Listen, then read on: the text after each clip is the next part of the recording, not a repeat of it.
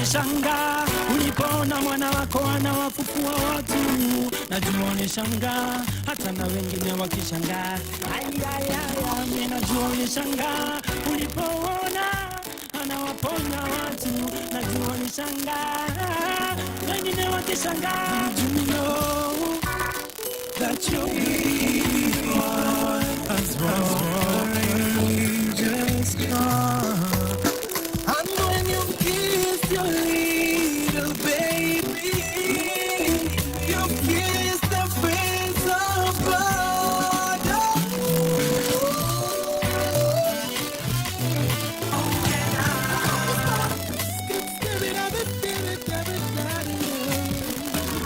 The blind will see, the deaf will hear, the dead will live again. The lame will live, the dead will speak, the praises of the Lamb.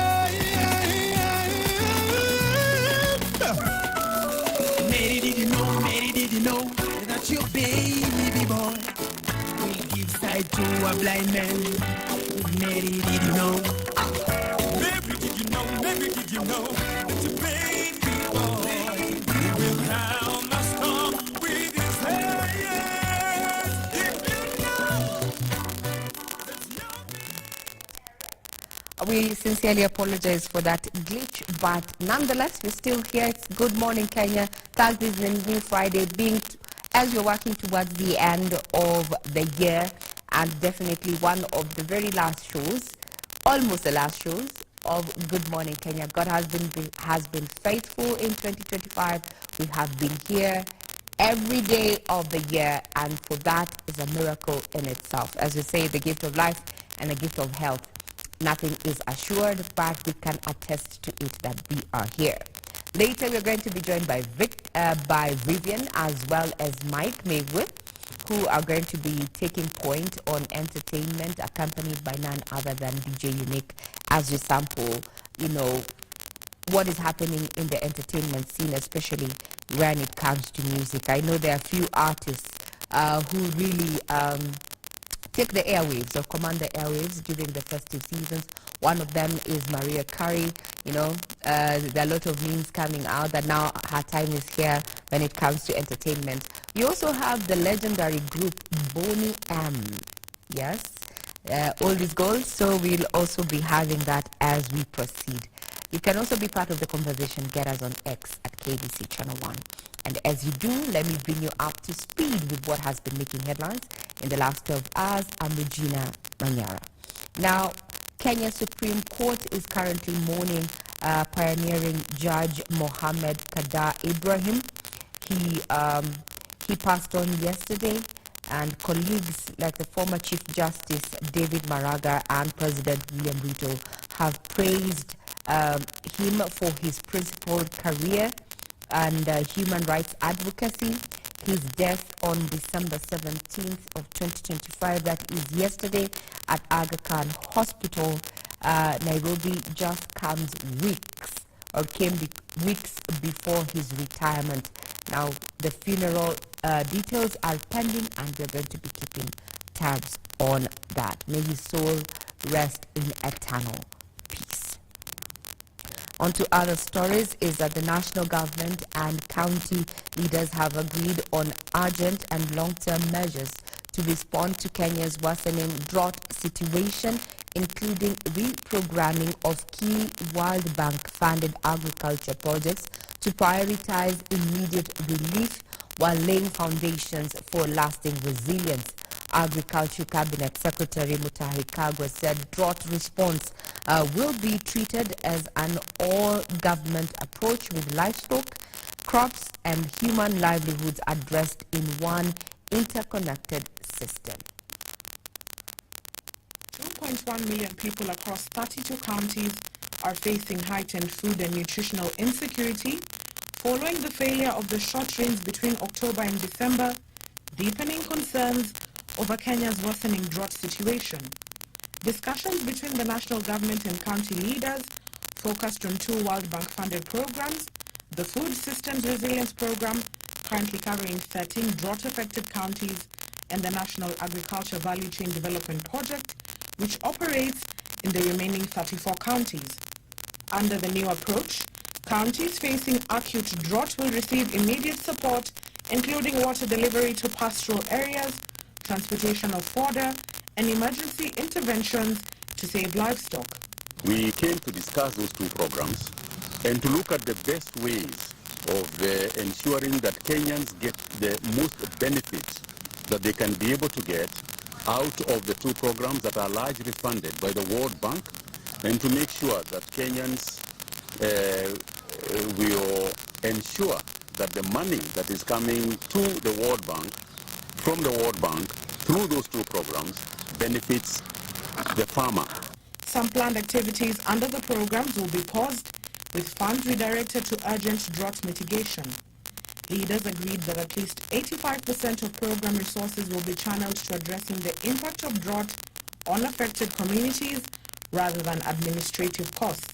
We recognize that we sit in a special place in that aspect to ensure that we reprogram some of the programs that are within the two areas that we are discussing, and the possibility of reprogramming some of the money so that it can be taken towards mitigation of the drought that we are currently experiencing.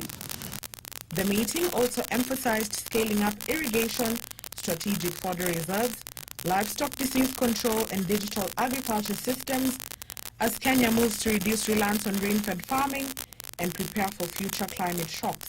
The ambition of Kenya to move from a disease-free, to be recognized as FMD-free, and also to wipe out sesefly in our country, is part of the program that we are going to have moving forward.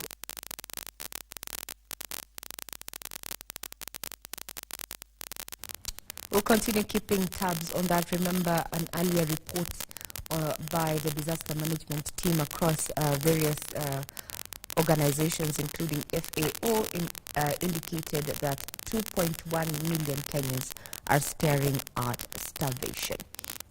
Now we cross over to also a story that, we are getting ourselves into the festive season.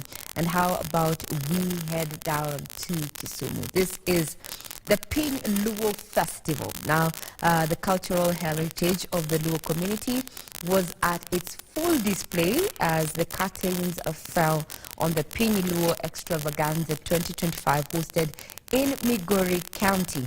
Now, cultural dances, songs from distinguished groups and artists captured the attention of both the young and the elderly.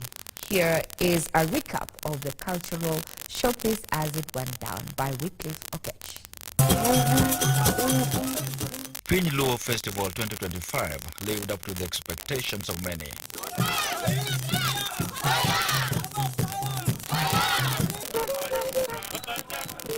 It all began at Sene Beach in Nyatike constituency, where the community displayed its characteristic heritage, featuring boat racing for both men and women.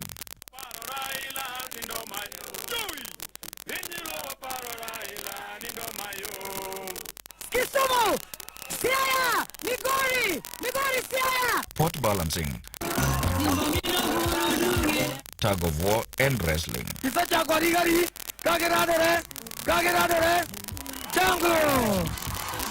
The captivating pieces of art continued at the Rongo University grounds as the Luo community from across the country and beyond gathered to bring down the curtains on what has been a culturally appealing extravaganza.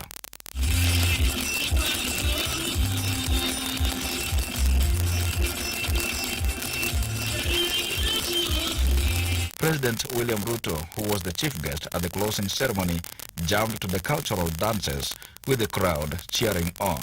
The cheers continued at the announcement by President William Ruto that a cultural center will be constructed at the Thimlicho Hinga Shrine, where the Luo community heritage is richly preserved.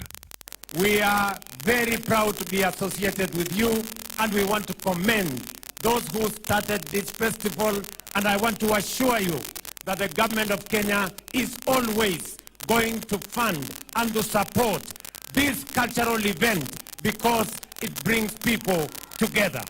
Nataka tusimame dakika moja kwa heshima ya ndugu yetu Raila Amolo Odinga, kwa sababu sherehe hii inafanyika kwa mara ya kwanza bila yeye. 1 minute, please. A moment of silence was also observed in honor of Raila Odinga, who, until his death, was the patron of the Luo Traditions Governing Council.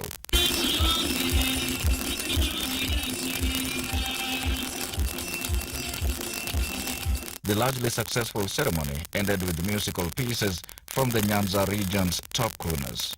As the curtains fall on the 5th edition of the Piny Luo Festival hosted here in Migori, the Luo cultural leaders have made a personal appeal for the inclusion of indigenous languages such as Luo in the education system for the sake of preserving indigenous cultures. Reporting for Channel 1 from the Piny Luo Festival in Migori County, my name is Wycliffe Okech. Indeed. Now, on that very day, when the president officiated, the closing ceremony of that particular festival, the Luo Piny Festival, he hinted that there could be, or rather there is in the offing, an election pact between UDA and ODM parties before the 2027 political contest. Now, this is a conversation that is going to continue shaping politics across the country, and we're going to be speaking also politics in the course of this particular show, which you can be part and parcel of as we proceed. And also in other news updates is that Kenya Broadcasting Corporation also has secured a decisive court victory in a long-running land dispute after the Environmental and Land Court in Machakos ruled that the broadcaster is the lawful beneficial owner of more than 500 hectares of land located at Komarok, Machakos County, where its transmission station is located. That's just but an update. Further details are available on our website. Now to a story that is unfolding and has drawn a lot of, debate, elicited a lot of conversation and a lot of speculation, is that yesterday the late Cyrus Jirongo autopsy reports were released, and it indicates that Cyrus Jirongo died as a result of crush injuries to the chest and abdomen, as well as spinal injuries due to blunt force trauma. This is according to the post-mortem results released by family pathologist Dr. Joseph Ndongo. Now, the results also revealed that there were fractures on both of Jirongo's lower limbs, and his heart was perforated. The crush injuries on Jirongo's abdomen also showed impact on the liver, ruptured blood vessels, and a damaged spinal cord. It had multiple injuries. There were multiple fractures. There was a fracture involving the right hand, 2 fractures involving the right hand, and then there were fractures of both lower limbs. The lower limbs are the legs. There was a crush injury to the chest with multiple ribs fracture. There was perforation of the heart with the rupture of most of the major vessels that connect the heart. There were also bleeding into the chest cavity, and also crush injuries going to the abdomen with the crush of the liver, with also bleeding into the abdominal cavity. Now that the autopsy report is currently out, despite raging debate on exactly how late Jirongo actually, what caused his accident and such, there's a lot of speculation. Our appeal to the members of the public is to remain as factual, and also remember that family, friends, and those who knew him personally are mourning his death. Now, the civil society organizations have raised concern over the drop in secondary school enrollment for boys from 51.2% in 2020 to 25% in 2024. And at the same time, Education Cabinet Secretary Julius Ogamba has urged universities to start preparations for the first cohort of the competency-based education students who will be transitioning to the universities in 2029. He was speaking during the 14th KBC University graduation ceremony, where he called on universities to work together with the Commission for University Education in developing programs that align with the competency-based education and training in readiness for the admission of the first cohort. The 14th KBC University graduation ceremony was graced by Education Cabinet Secretary Julius Ogamba. The CS urged universities to start preparing for the admission of the first cohort of the competency-based education who will be transitioning to the universities in 2029. Competency-based education and training will be transitioning to universities in the year 2029. As part of strategic forward thinking, our universities like this one should adequately anticipate and prepare for this transition. Ogamba disclosed that the ministry has developed a draft national implementation roadmap to guide universities in the transition, among them continuous capacity building of university staff on competency-based education. We've already achieved key milestones, such as the alignment of the teacher education program with the competency-based education framework, and will continue to build the capacity of university staff on the competency-based education.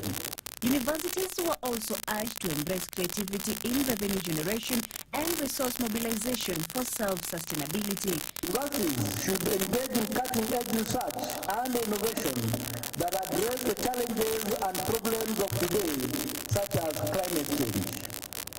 This way, the potential to build and consolidate fruitful partnerships both locally and abroad will grow, thereby assisting the universities to raise resources.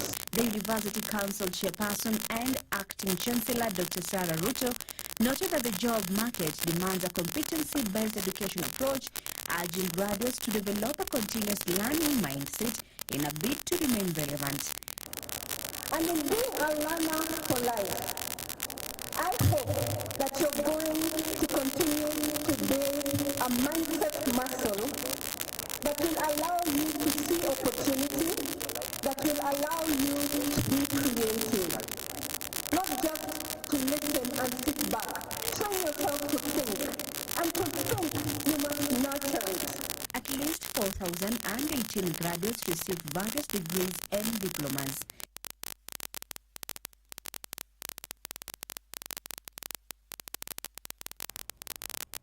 Congratulations to those who completed their education there, as civil societies continue to question why there's a drop in boys actually taking up education. According to statistics there, a drop from 51% to 45%. Now we are awaiting the KCSE results now that the KGCE results are out, and a majority of parents, guardians, as well as the students themselves who sat for this particular national exams are waiting with bated breath. Government promised to have these results by the end of the year. Now, on to some good news also is that KBC's Joseph Wahungu and Laura Nayere are the recipients of the first runners-up in alcohol and control reporting, and second runner-up in the UHC and health technology features category in the second edition of the NCD Alas Kenya Media Awards. The awards honor exceptional journalism that fuels the conversation on universal health coverage and its intersection with key public health and development issues. Now, while lauding the winners who were feted during the award ceremony that were held at the Nairobi Hotel, the organizers of the event encouraged and pledged to continue partnering with the fourth estate in shaping health narratives for the benefit and better understanding of the common people. Here's a recap. The colorful award ceremony brought together audio, visual, digital and print journalists in the health desk with an aim to celebrate exceptional storytelling in matters of universal health coverage and its intersection with key public health and development issues. One after the other, those who excelled were presented with awards and certificates for their role in telling health stories. Kenya Broadcasting Corporation's Joseph Ohungu bagged the first runner-up in the alcohol and control reporting category. Laura Nayere was announced the runner-up in the UHC and Health Technology Features category. While attributing these awards to behind-the-scenes teamwork that made their stories a success, the journalists said the recognition only strengthens their resolve to keep telling similar stories. We will write more. We will endeavor. I will endeavor to ensure that I have, become a voice of people like you, so that we can shape policy, we can shape the narrative, so that even those people who are putting together policies, putting together measures to reach out to people like you, do more. This motivates me to tell the stories, and like I just said, you can never go wrong with health stories. So this motivates me to tell more stories of impact, and stories that will bring social change. Organizers of the awards encouraged more newsmen and women to tell public health and development stories in the run-up towards a healthier nation, even as they pledged to support this generation of storytellers. As we start next year, we continue with the support to achieve to ensure that we are speaking to people, celebrating excellence in reporting. Excellence in reporting. The Media Council of Kenya, on its part, calling on the broadcasters who unpack health stories to be wary of media ethics and protect their sources from fresh trauma brought about by the questions they ask. The council further urged journalists to also watch out for their own mental health while detailing the stories of persons affected by non-communicable diseases. As journalists, it begins to affect us. And so we must be very alert to check on how we ourselves are doing when the pressure is overwhelming. Are we seeking help? From the entire broadcasting house team, we say congratulations, Joseph and Laura. And we continue saying congratulations. Apparently, what he did not know that behind the scenes, one of the directors and producers of Good Morning Kenya happens to be Laura. So congratulations once again. That was well deserved. So we're looking out to see more of your reports in as far as health and technology is concerned. Now this takes us to matters business, where the British multinational alcoholic beverage company Daigou has reached an agreement to sell its 65% stake in the East African Breweries Limited (EABL) for a cool 300 billion shillings to Ashi of Japan. The London-listed owner of brands including Johnny Walker and Smirnoff will keep a foothold in the Kenyan market through a licensing agreement with EABL, according to the regulatory filings. Values EABL at 618 billion shillings and reduced Diageo's debt by a net debt to earnings ratio of 0.25 times. The company's debt is currently above its target range by almost 3 times. In the 12 months to June, EABL reported net sales of 128 billion shillings and reported net debt at 29 billion shillings. The transaction involved the sale of Diageo's 100% shareholding in Diageo Kenya Limited, which holds the majority stake in EABL.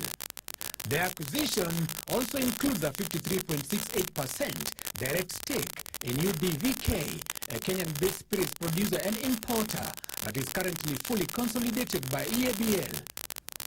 On the other hand, the Japanese group said in a statement that is expected EABL to remain listed on the Kenya, Uganda and Tanzania stock exchanges once the deal is complete. Asahi said the deal would give it a leading platform in Kenya and the East African market, which is expected to deliver long-term growth driven by population increase and economic expansion. The company added that the business had a rich brand portfolio, including beer brands such as Senator, Chrome and Kenya King. In recent years, the company has exited its units in Nigeria, Ghana, Cameroon, Ethiopia and the Seychelles. By offloading capital-intensive brewing operations while retaining high-margin licensing and distribution rights The transaction is expected to close in the second half of 2026, pending the necessary regulatory approvals across East Africa. We'll continue keeping tabs in regard to that particular investment.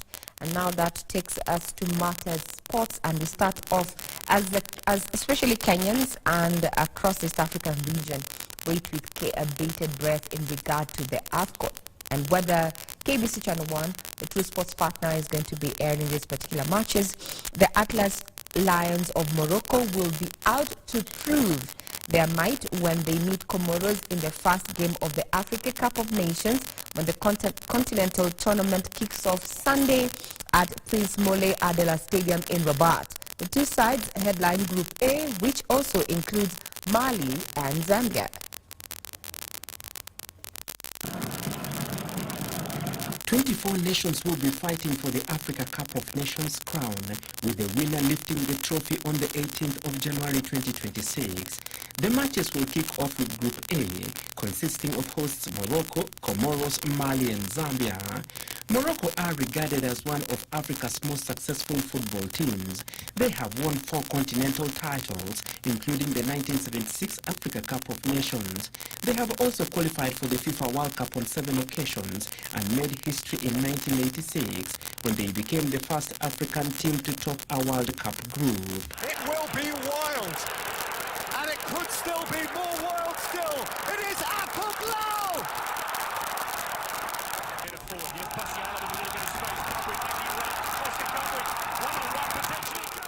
Zambia have played at the Africa Cup of Nations 19 times, with their best result coming in 2012 when they were crowned champions of the continent. They have registered big wins in their playing times, beating Swaziland 11-2, Kenya 9-0 and Lesotho 9-0. Their heaviest losses were against DR Congo, who whitewashed them 10-1, and Belgium 9-0. They first played at the Africa Cup of Nations in 1974, where they lost to Zaire 2-0 after the final replay.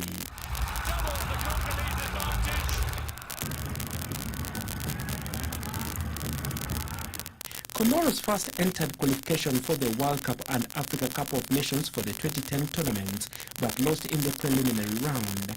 Comoros opened their 2021 Africa Cup of Nations qualifying campaign with a 0-1 win away to Togo, their first away win in a major qualifier. They will go on to qualify for the final tournament, that being their first major tournament since joining FIFA. would be heavily stacked against them in terms of pedigree. Mali have qualified for the Africa Cup of Nations on 14 occasions. They reached the 1972 African Nation Cup final, but lost 3-2 to Congo. They failed to qualify for the finals again until 1994, when they reached the semi-finals, an achievement repeated in 2002, 2004, 2012 and 2013. In the 2010 Africa Nations Cup, Mali made football headlines after coming from 4-0 down with 11 minutes left on the clock to level 4-4 against Angola. Eventually came to cost them. And a nice swift turn in there, allowing Mali to probe in their second goal. We'll be keeping tabs on that, and just in as far as sports is concerned, so this afternoon at 3 p.m. Murang'a Seal will be squaring it out with Kenya Police live on KBC Channel 1, so do not miss that particular game. 3 p.m. it is, live on KBC Channel 1, and that puts a cap on matters in the headlines this morning. Be sure to peruse our website, that is www.kbc.co.ke, for further stories, including what has been making headlines in the world of business. I hand you over to Mike Megwe for the rest of the programming. Just to remind you, Thursday is a new Friday. You can also be part of this particular conversation. Get us on X at KBC Channel 1. Happy holidays. I'm Regina Manyara.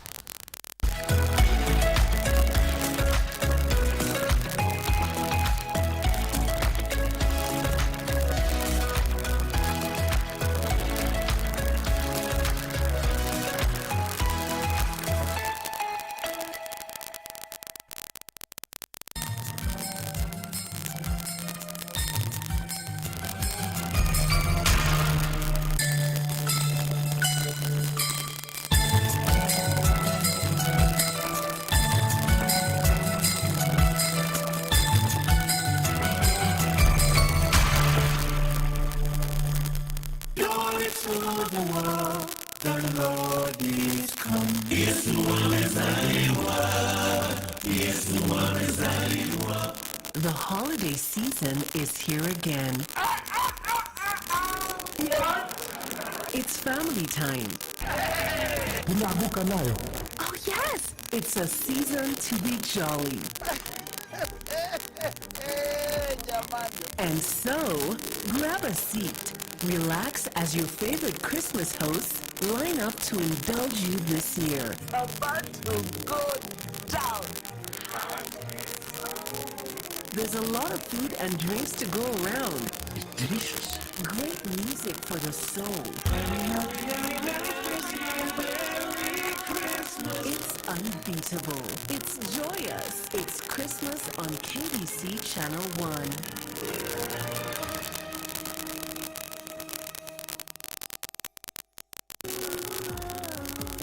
There's no reason to break up with you because of something that happened before I was even a part of your life.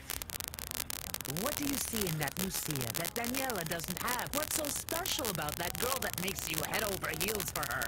Oh, who knows what tricks she did to get into your head. Come on, tell me. I don't know, Mom. It absolutely want nothing to do with you. Do you understand? I don't want to see your face ever again. Who is Lucia? She's my older sister, and I hate her with all of my heart.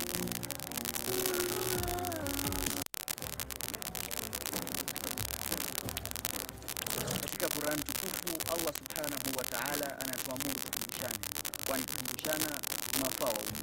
Kwa mujibu wa hadithi, Mtume Muhammad sallallahu alaihi wasallam anashauri kueneza ujumbe wake angalau kwa aya moja. Basi tunatia ari kufanya ambacho ni jukumu la kila Muislamu, kukumbushana mema na kukatazana maovu. Tunakuletea mawaidha za mashehe, wataalam, maustadhi, madrasa, makala spesheli na Ukti Fatuma Yakub, mafunzo na historia za mitume na maswahaba, na burudani kupitia nashid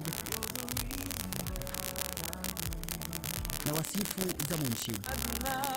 Tazama ukumbi wa Kiislamu nami Alishe kila Ijumaa saa 9:30 katika KBC Channel 1. Are you a talented artist? Or are you passionate about a topic you want to discuss? But money can be very hard to find for an upcoming artist. Don't worry, Studio Mashinani has got your back. Sign up on ajira.co.ke to book a session with your music and video producers across the country. Work on your music, jingles, spoken words, and even podcasts to realize your dream. All for free. Studio Mashinani, Radani Talent.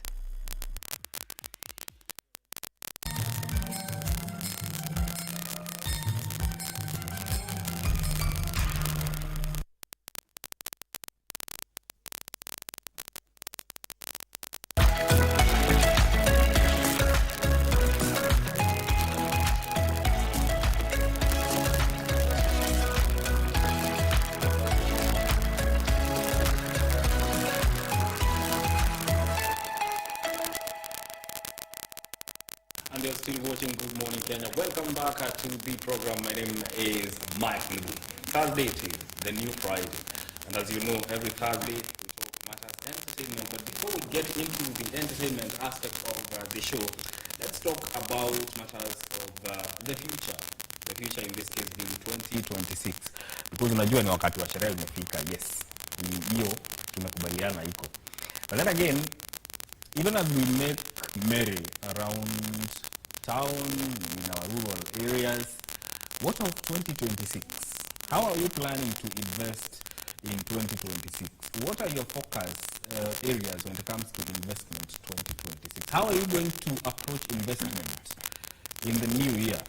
That is one of the things that we want to talk about this morning because, well, we have to plan ahead. And because we do not plan, we plan to fail.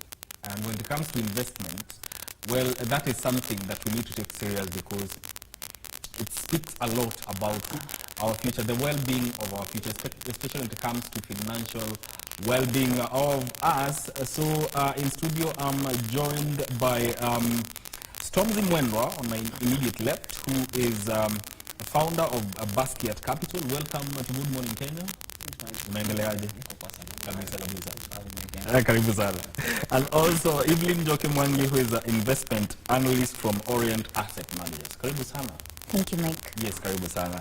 And you're not new to Jerusalem. This is CPA Ken Odongo, who is the director of Focus Business College. Thank you so much. Karibu sana bana. Thank you so much, Mike. Sikukuu inapelekaje? We thank God everything is well. Let's get into it. When it comes to investments, and I want to get a feel of your perspectives when it comes to investments in 2026. Let me start with you, Ken. Yes. How do you think people should approach investments in 2026? Thank you so much, Mike. That's really powerful. I think we all think about spending, but we don't think about the future. But I want to start by just saying that when you talk about investment, it's not just about short-term gain, but it's more on long-term resilience and sustainability. And when you look at 2026, it's a key thing that we really need to capture on. And I would like to say that due to changing dynamics, if you look at the economic uncertainty, if you look at the youth demographic, the jobs and the issues, one of the things that we really need to do in 2016, that we need to have key areas that we invest in. One of it is skill and education. We also need to invest in the area of digital space. But at the same time, we also need to invest in health and wellness. But apart from that, we also need to invest in agriculture. That is coming 2026. Okay, that's very interesting. Evelyn, from your perspective, if anyone wants to make sound investments, how should they approach it? Okay, so thank you for that question, Mike. So first of all, investors should do their due diligence. Start with the research on the products they are looking to invest in. Understand what that product is offering, what they're investing in, the underlying assets. So if you, for example, look at the money market funds, where do they invest? They invest in deposits, they invest in government bonds. Is it that risk? Are you comfortable with the measure of risk those products are investing in? If you're comfortable, you can proceed to take the investment. So for Orient Asset Managers, we have various products, one of them being our cash money market fund. And we'll be very happy to take through the clients on the various products based on their risk appetite. Okay, you raised something about MMFs, and we'll come to that. Stormzy, investment. This is 2026 we're talking about. And everybody needs to at least put something that will generate income as the years go by. When it comes to investment, from your own understanding, how should people approach it? Anyone who is watching you right now, how do you think should approach investments? Yeah, I think first and foremost, when you look at investing, it's not a one-size-fits-all kind of party that you'd be showing up to. People have different dietary requirements. Same thing, kind of like what Evelyn just said, people have different risk appetite. So approaching an investment plan or an investment strategy is more personal than anything else. And for that, you have to do, number one, you have to take a quick audit about how you want to go ahead and approach this investment exercise. Are you looking at short-term? Are you looking at both short-term and medium-term? What about long-term as well? Are there specific goals that you're looking at so that you can be able to invest? Because once again, investing is paying yourself first or setting aside money so that you can be able to take care of you or take care of something in the future. So you are sacrificing the pleasures of today so that you can be able to enjoy them much later. So at the end of the day, when you look at investing, whether it's for 2026, whether it's for 2030, 2050, if we're all alive by then you actually start working backwards and looking at specific goals that will kind of guide where you'll be allocating or deploying capital. So it's a matter of foregoing instant gratification to gain long-term benefits. So in other words, financial goals do influence the kind of investment that you're going to take. Yes, and of course I'll also throw this to my co-panelists as well. for me, how I approach it is like there has to be a specific goal. That's goal-based investment settings is the best way to approach something, because you have a target, something that you can be able to always look at and aim for, and always adjust. So, for example, in 2025, you weren't able to get to a specific threshold towards the goal. You can adjust for 2026 and make sure that you are going to catch up so that you can get to your goal much faster. What do you think are the mistakes that, let's focus with the young people make when it comes to investments, and coming the next year, how should they now deal with those mistakes so that they can make sound investments? Thank you, Mark. So I think one of the mistakes, just as Tanji has mentioned, is the instant gratification. People are sold into the quick money schemes, being offered or guaranteed a return of 20% per month, but where is the underlying investment being? Then another mistake also is, I know this is going to be controversial, but the lifestyle buzz, where you want to fit in, you want to be part of the group, as they say it FOMO, so you don't want to feel left out. So that actually is our major concern, because you're living beyond what you can afford. Also for the young guys, you also want a lifestyle inflation. So this means you get a new job, you want to move locations, you want to buy a new car, but you're not proportionally investing. So your income is increasing, but all of it is going to expenses. So that's those are the three main mistakes we see young people doing. My opinion for young guys is start early. There's no best time of investing. Start with what you have. Grow gradually. So even if you're able to save 2,000 shillings, grow on that. Increase it by 10% every year. If you're in a position, you can increase it by 30%, but always have growth on what you're investing. One of the key items in investment is actually the compounding effect. So even the 2,000 that you're saving every month, it's earning interest on daily. So the compounding effect of it will give you a better return compared to someone who starts, let's say, in 10 years and starts with a higher amount of 20,000. You'll be better off. Yes. I've seen you online talk about investing early, and it's one of the things that you speak about a lot, especially towards young people. Why is it important to them? Oh my goodness, I feel like when you start early, you really set yourself up for a super early retirement. So when you start putting money aside to work for you, because at the end of the day, the whole concept is super easy. You're like, I'm sending these dollars, these shillings as slaves. They're not asking me anything in return. It will be, I'm deploying them, you work. And when they work, it's kind of like what Ethan was just talking about, the magic of compounding. It really adds up in the long term. So whenever you tell a young person, oh, you know what, you'll be able to enjoy this in 20 years, they're like, are you crazy? Yeah, are you high? Because they look at tomorrow and the day after and the weekend, because the weekend is kind of like where everything goes down. So when you start changing the mindset of young folks and letting them know, hey, you know what, 20 years, if you'll be alive, you don't want to be, doing it hand to mouth, like how people used to do probably in the olden times when capital was a bit scarce. So now with that mentality shift, you're basically setting yourself up for success. Right? When people are probably going to overdrive, working 2 jobs, etc., you can take your foot off the gas pedal and just enjoy the returns from your investments. Last time you were here, you said something about something to do with trying to fit in, especially when it comes to this aspect, or now that we are within the festive season. How should we change the mindset when it comes to that aspect of being influenced to fit in and focus more on investment? Thank you so much. I just want to delve into something that has been said. One of the things that we need, especially the youth, we need to tap into them and make them understand that investment is a process.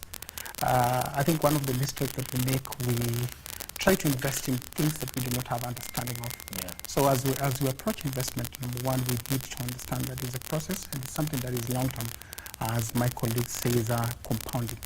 But also very important, again, also as you invest, you need to have an understanding of what you invest in. Yes. That back to what you have just asked about trying to shift the mindset. Again, this is a conversation that again also is long-term, shifting the youth to actually, a mindset of not spending today. We say that if you delay your gratification today, the future is much better. So again, it's a conversation that all of us need to have.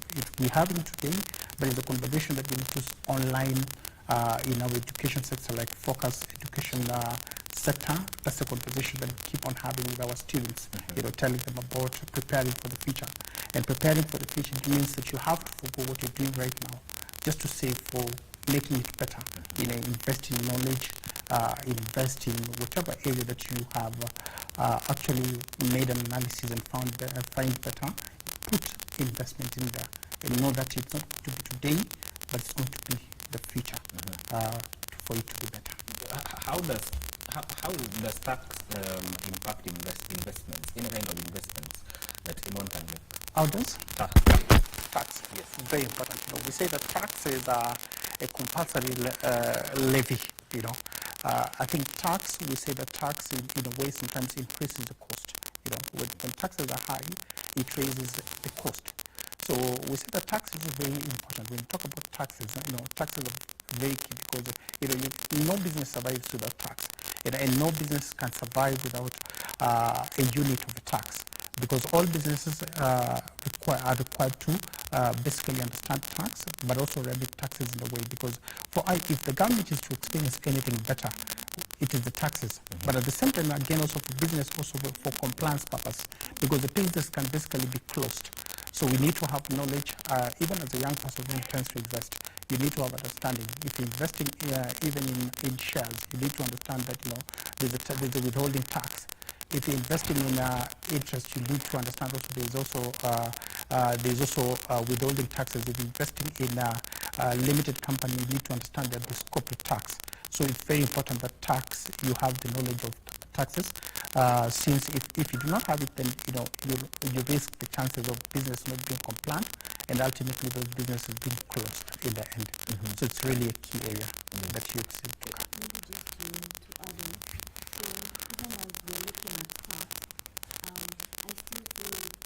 Individuals can take advantage. Okay, naambia microphone yako imezima kidogo itatengenezewa. But I'll come back to you with that contribution. But one of the things that I've seen people talk about online is MMFs. Why have they become so popular with people? Because kidogo unakaa unasikia nikatu pesa fulani kwa MMFs. Why have they become so popular? I think, probably I'm getting into Lou's shoes here, but from what I understand when it comes to MMFs, it's the ease of access.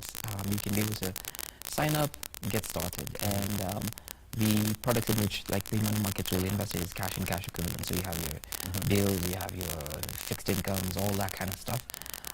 So more or less the ease of access. You can be able to put your money in, probably get it out tomorrow, and stuff like that. So it's such an easy vehicle, and you do get better rates of return than parking your money in a bank account or in a CD account or something. So with that, you get the extra advantage of I can be able to get my money out pretty quickly when I need to liquidate, and I can be able to earn daily interest rates on this, and this helps with compounding.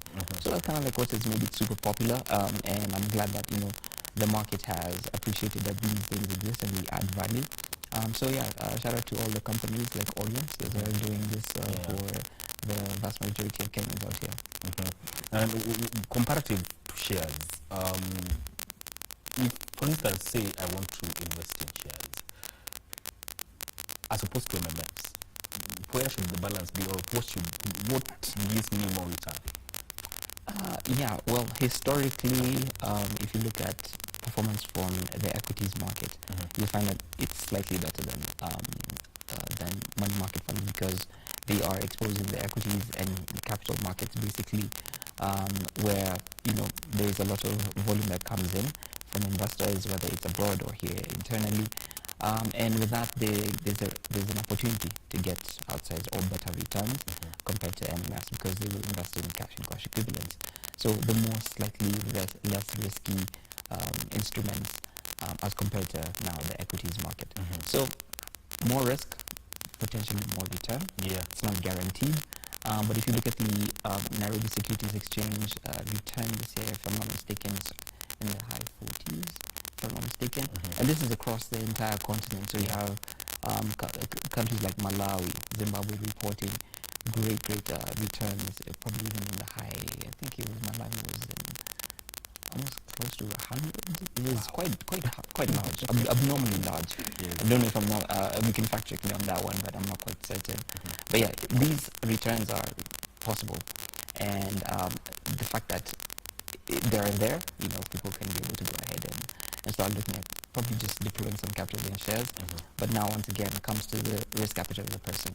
You need to do a little bit of diversification so that you don't expose yourself into one investment scheme or investment strategy solely, because things can take a downturn. Yeah, indeed. We're talking about investments and what 2026 portends. Right here on Good Morning Kenya, we are coming back to this conversation right after this short break. Stay with us.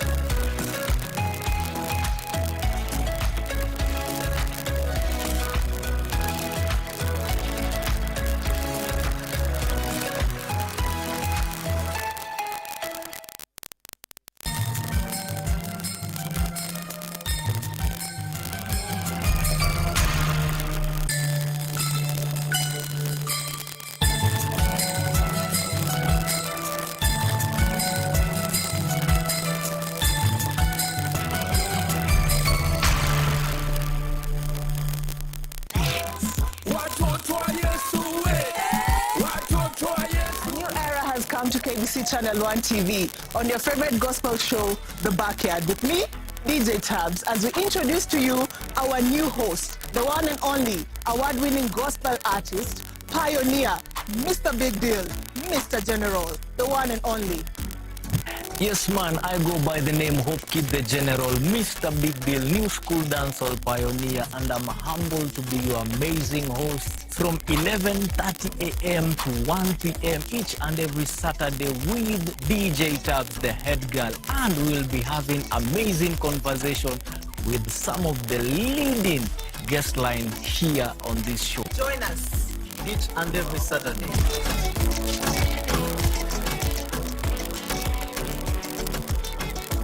Defending champions, Kenya Police face Muranga Sewu in a crucial Sport Pesa League match this Thursday. Both teams are seeking wins after securing draws in their previous league fixtures.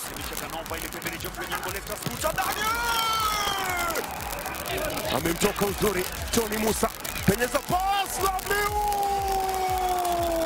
The highly anticipated match takes place at Sport Pesa Arena in Muranga. Catch the action live on KBC Channel 1 this Thursday, 18th December, beginning at 3 p.m. live on KBC Channel 1, your true sports partner.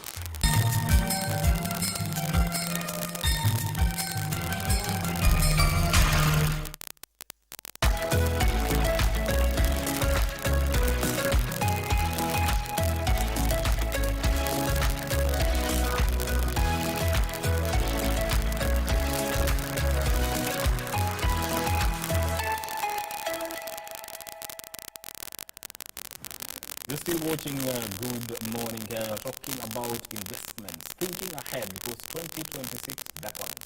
In 2 weeks tutakuwa mwaka mpya. So what are your investment plans? So you need to tune in and find out more, learn a thing or two about investments. Evelyn, you are adding something to what CPA Ken was talking about. If you continue on that.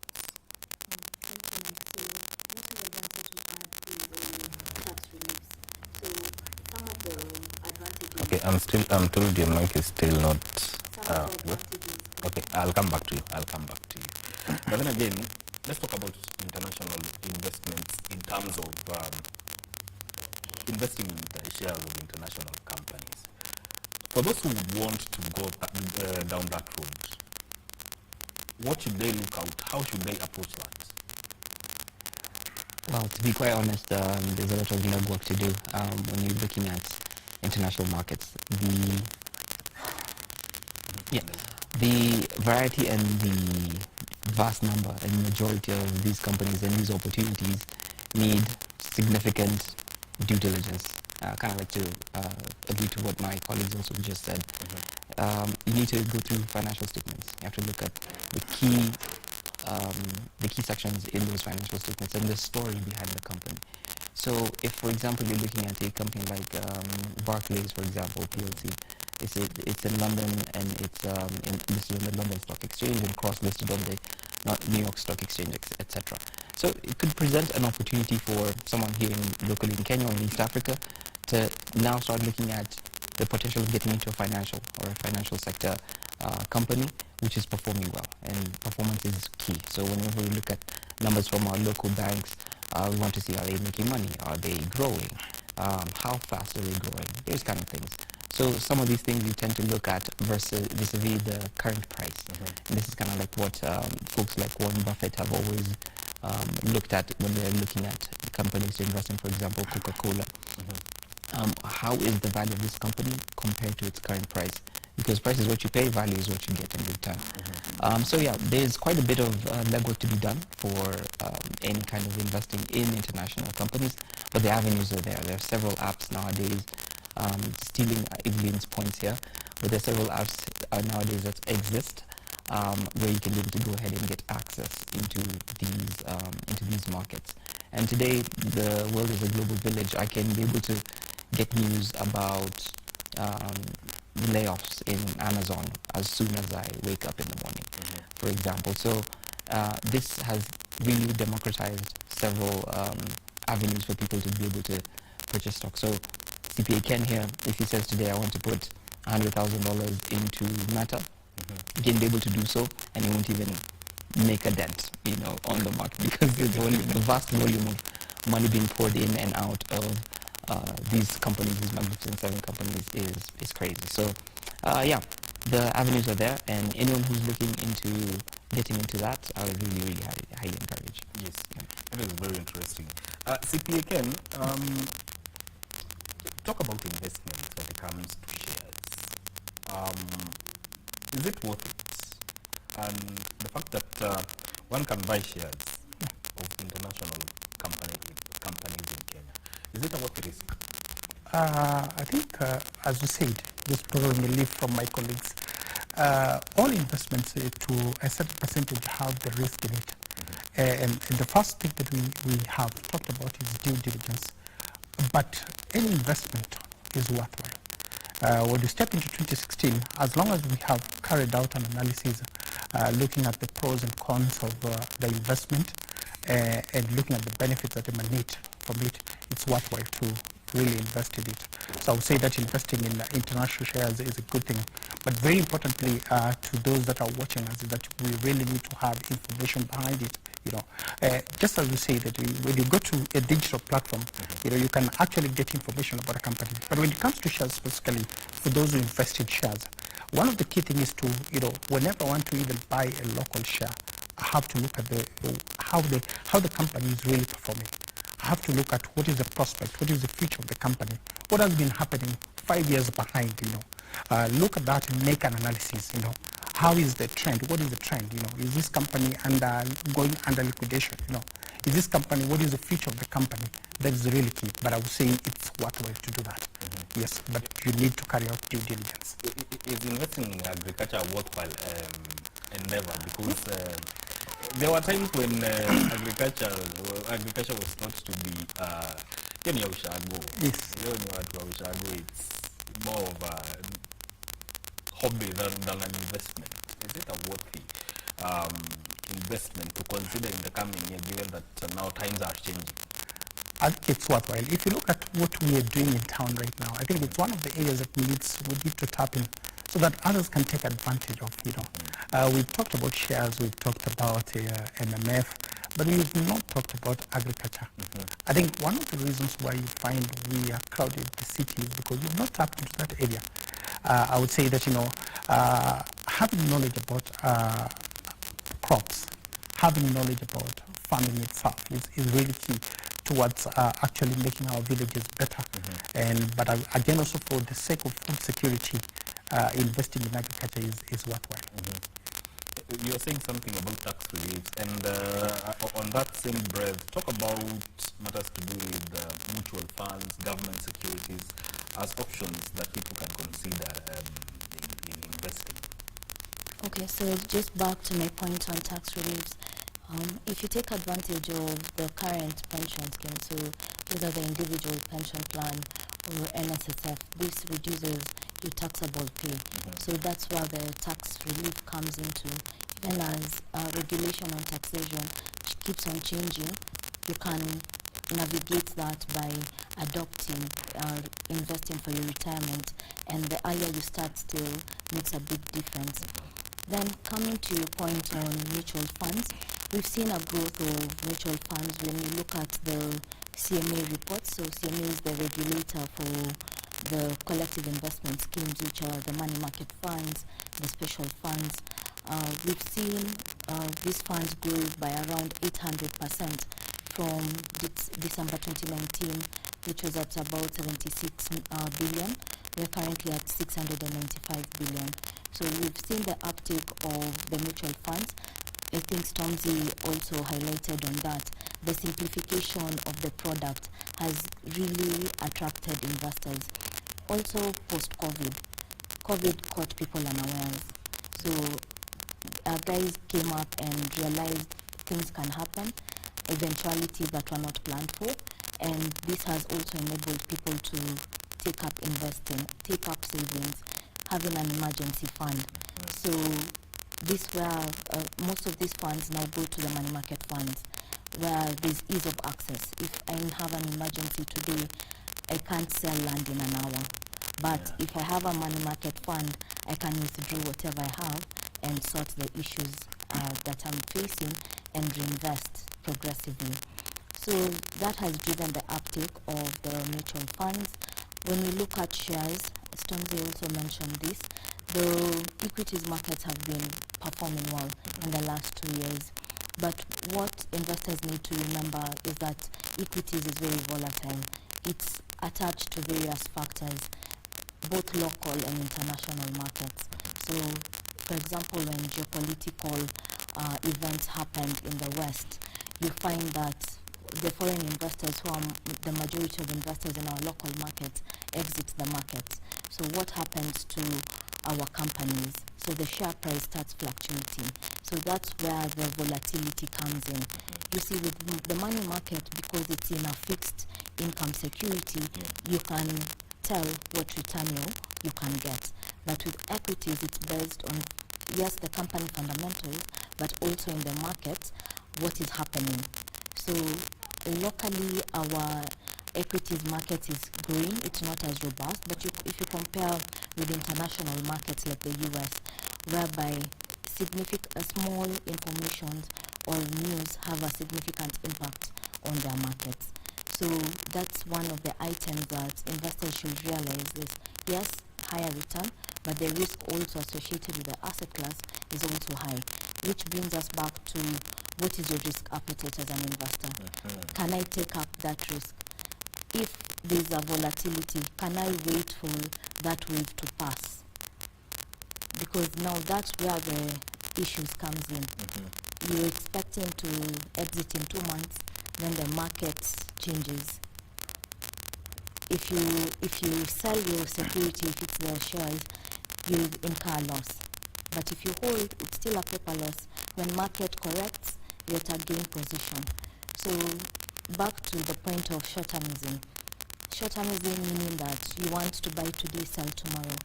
But there are a lot of movements and changes in the market. So you have to have a diversified portfolio whereby you're looking at, I can hold this for short-term, but these asset classes, I can have a long-term approach, either in equities, locally or international markets. But just to add on international markets, you need to be cognizant of where you're investing. Don't just buy shares because that's what people are buying, but look at the specific sectors you're interested in. So are you interested in banking, in tech? How have those sectors been performing over the last several years? What are the challenges in that sector? There are also indices of those sectors, especially in the international markets. And the indices can work as a benchmark. So if you're investing in this stock, is it beating the benchmark? So that's also another item. Even as investors look at research, they need to go deep down. As Stormzy says, yes, you look at the financials of the particular company. What about the industry? How is the industry going? What are the challenges in that space? How is the benchmark of that sector? Yeah. From what you say, one of the things I think people need to learn is to be cognizant of the prevailing market atmosphere, so that they can know when to do what. And interestingly, that is very important. Stormzy, how do you describe Kenya's saving or investment culture?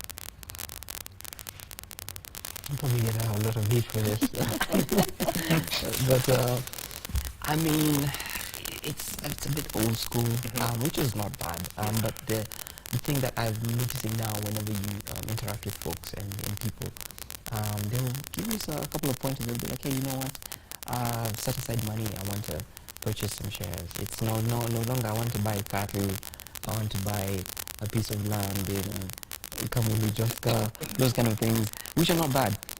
So the traditional, of course, has always prevailed. People will always tend to default to, probably getting a piece of land, purchasing a couple of local shares, etc., and other products as well that are being sold by, for example, insurance companies, or now the special funds via investment banks and stuff like that.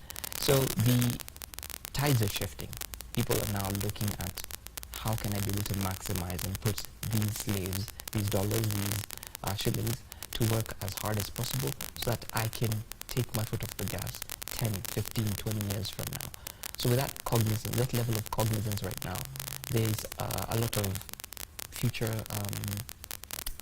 how can I say, there's a lot of, the future is not bleak. We have a lot of tailwinds for local investors, East African investors, Sub-Saharan African investors, because people are now have more access to the information. Companies are doing a great job in terms of educating their clients and their client base. So the opportunities exist, and with the way the trajectory of the world is going, there's a lot of value coming from just humanity in general.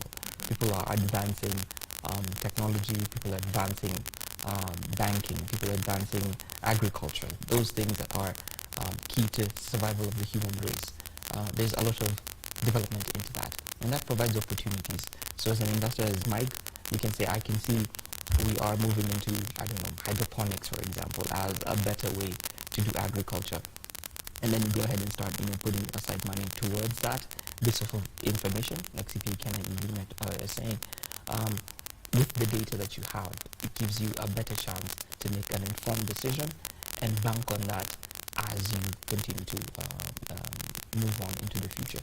So yeah, shout out to the Kenyans for now looking into these avenues whereby they can be able to make money as they see.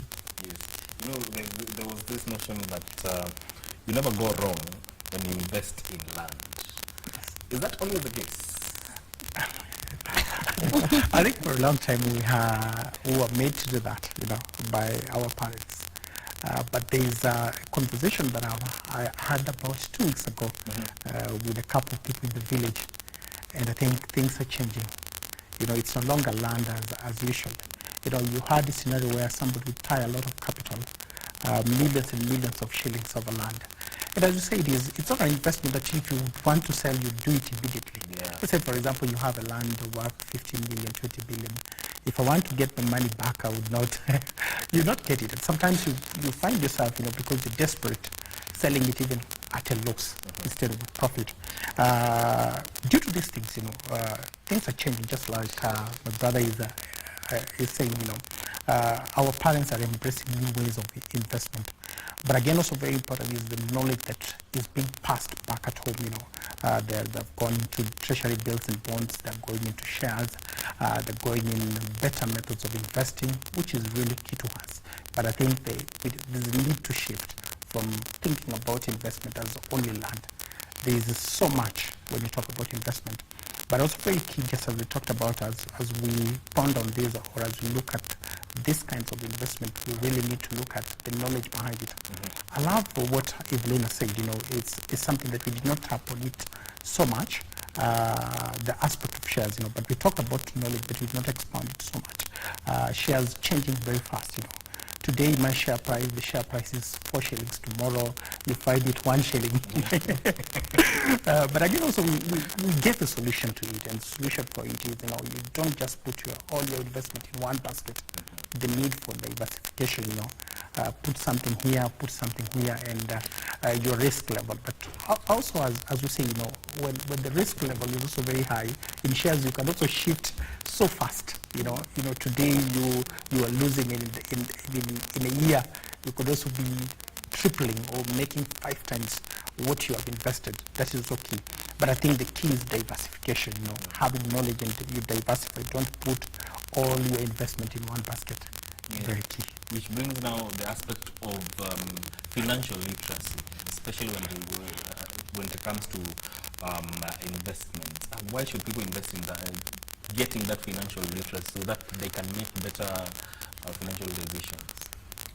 So thank you, Ken. So I think first of all, in my opinion, the first challenge that there is the psychological barriers, whereby there's fear of losing. So your mindset is, if I put my money here, I might lose it all. There's also other aspects whereby people overspend, either due to emotional circumstance, so you're just spending over and above whatever you have. So the psychological bits, we need to break those barriers first. So once we break those barriers, this means you'll start having a healthy relationship with money, and not just money that you have, but even the money that you're earning. So it comes back to, how much am I earning? How much can I spend? How much can I invest? Having the intentionality of planning. So with this, you can be able to use the 50-30-20 rule, whereby you say 50% goes to my needs, 30% goes to my wants, and 20% goes to my savings. But also we are cognizant of the macroeconomic environments. There is inflation. Inflation is high, cost of living is high. So you don't have to stick to the 50-30-20 rule. Adjust it to how it can fit into your expenditures. So you can do 60-20-20, reduce on maybe the wants, increase on the needs, but also allocate something for your savings. So this now trickles down to what my colleague Stormzy said, that pay yourself first. Paying yourself first doesn't mean throwing a bash, It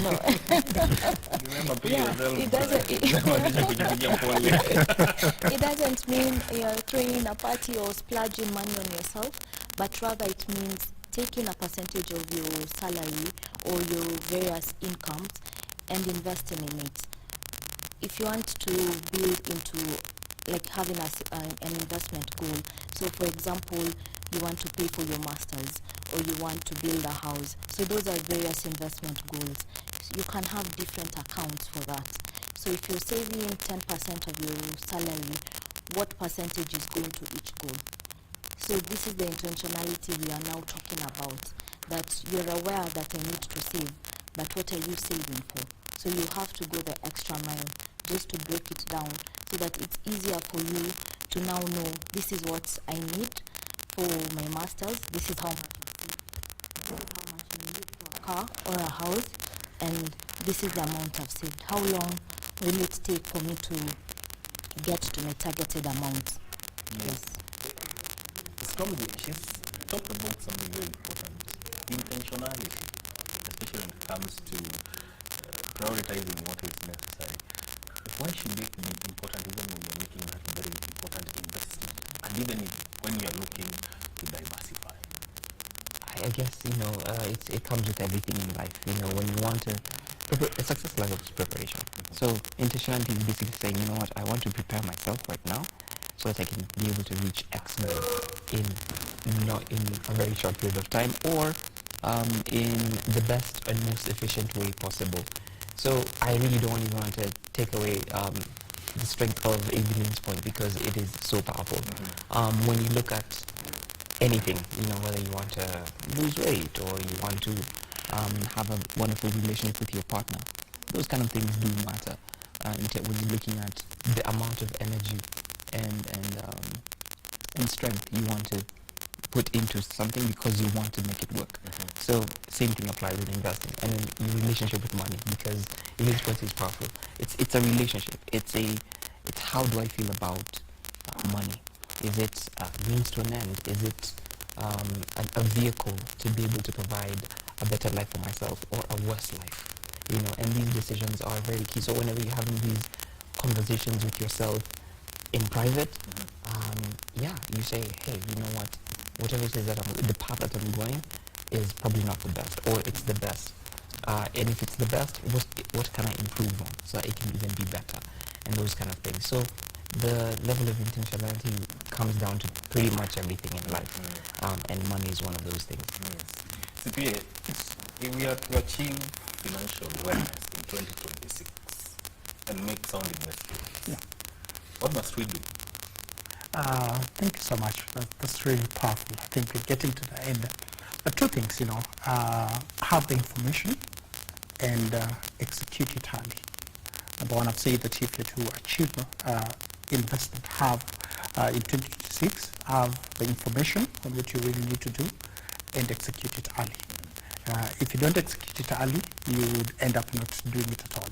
So have the data on what you really need to do. If it's to invest in an MF, have information. If it's in shares, if it's in agriculture, if it's in education, get information and then you execute it early. That will be very key. I want to give you a minute each to give your closing remarks, and I'll start with you, Evelyn. So thank you so much, Mike, for having me. And for my closing remarks will be start today. Whatever you're earning is not your end. It's not your goalpost. So start today, embrace the power of compounding, and have faith. You know, in everything that you do, you need to have the belief that you'll meet your target. So save, continue saving, and save more. Thank you. Yeah, for me, it's number one to say thank you to you for having brilliant minds in this conversation. And going into 2026, I really just want to call upon all Kenyans, anyone who's just watching the show right now. Life does not stop in December, so don't go overboard. Yeah. In fact, the best way to approach the holidays and your time with family, and if you want to spend, is that you plan for it. So from January, you start putting aside money for you to enjoy in December. Best way, so that you don't start digging into your salary or your savings to enjoy time off and probably the good things in life. So that's a better way to approach it. But 2026 is around the corner. If the good Lord wills it, we'll cross over and we'll have opportunities. There will be new opportunities. It will be a new year. A lot of enthusiasm around various sectors, various things that are growing in the world today that people can be a part of. So don't lock yourself up into just thinking about, I can only deploy and put my money to work locally. You can also think about global markets as well, where you can be able to get some really good opportunities. Indeed. Ken, you said something that we had talked about some time back about planning. Yes. Give us your parting shot. I want to again say thank the good Lord. Actually, it's Him who has allowed us to be here, but also to be very grateful for the station for having this conversation that is timely. 2026 is around the corner, but as we said in our last conversation, whatever we have for 2026 should have been done in 2025, so that as we approach it with clarity. And two parting shot, key things, have information and start now. Have information and start now. I do not even need to add more. Gentlemen and lady, thank you so much. And I want to thank you on behalf of Good Morning Kenya for always honoring the invite when we invite you. It's been a good year. It's been a good year, and we thank the Lord that we are here. That is CPA Ken Odongo. Always a pleasure to have you on the show. That is Ken Odongo, who is the Director of Focus Business College. Also, Evelyn Njoki Mwangi, who is an investment analyst from Orient Asset Managers. And also, Stormzy Mwendwa, founder of Basquiat Capital. Thank you so much for making time to come and talk about this investment matter. This is where we end this conversation, but now it's time to get into your personal space. Tunataka to dance. Vivian Ndegwa is up next with Entertainment Thursday. Stay with us. My name is Mike Ndegwa.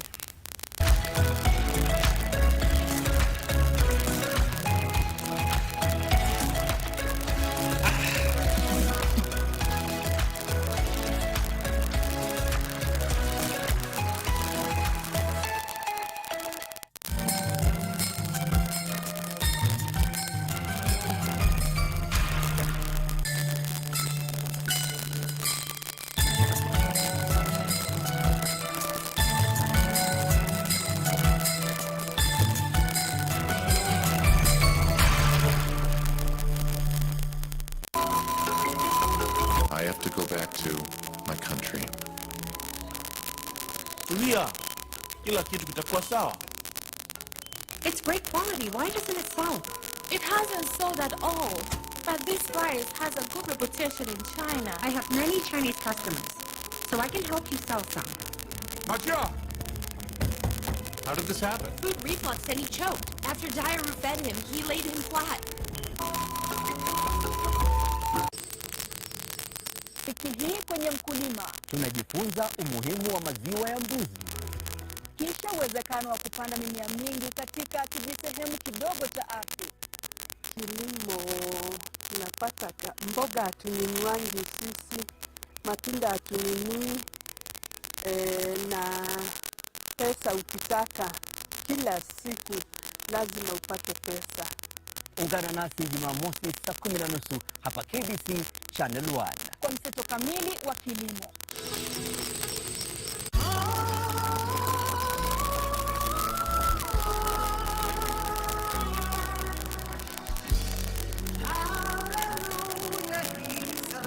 And today we want to go to the reality of self-leadership. We have many broken people trying to lead men who are already sober and okay. For me, one of those lessons that stand out loudly is self-leadership, purpose, and well-being as key drivers of good leadership. Pack of lions led by a lamb will defeat a pack of lambs led by a lion. There's the uniqueness that you are born with that gives you the right to lead in your own right.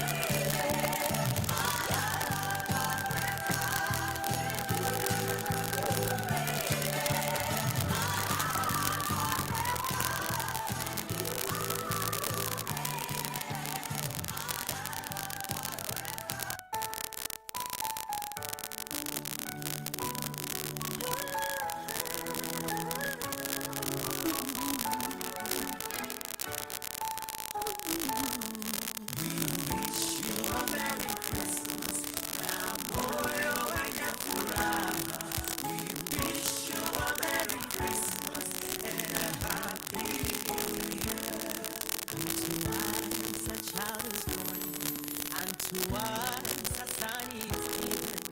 We wish you a Merry Christmas and a Happy New Year. Behold, the King is come, and the world is full of light. We wish you a Merry Christmas and a Happy New Year. Celebrating a child, celebrate you, oh, celebrate Jesus. What you come, receive a child who can make us whole. Celebrate Jesus.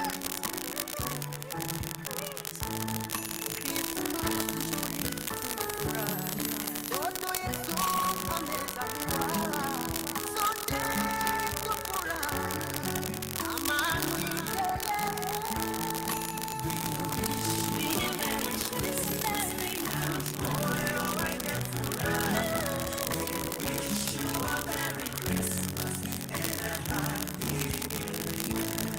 Usikule peke yako, kumbuka rafiki yako. Christmas is a time of giving, a time of laughter and joy. Twawatakia sikukuu njema, yenye fanaka na baraka. Twawatakia na happy new year. We wish you a Merry Christmas and moyo wenye furaha. We wish you a Merry Christmas and a Happy New Year. Spotlight Media and all artists wish you a Merry Christmas and a Happy New Year.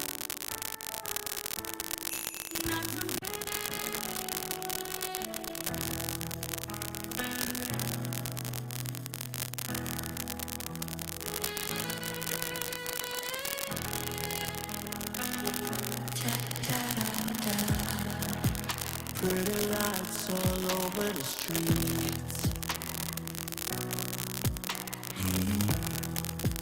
Wrapped up gifts are under the trees.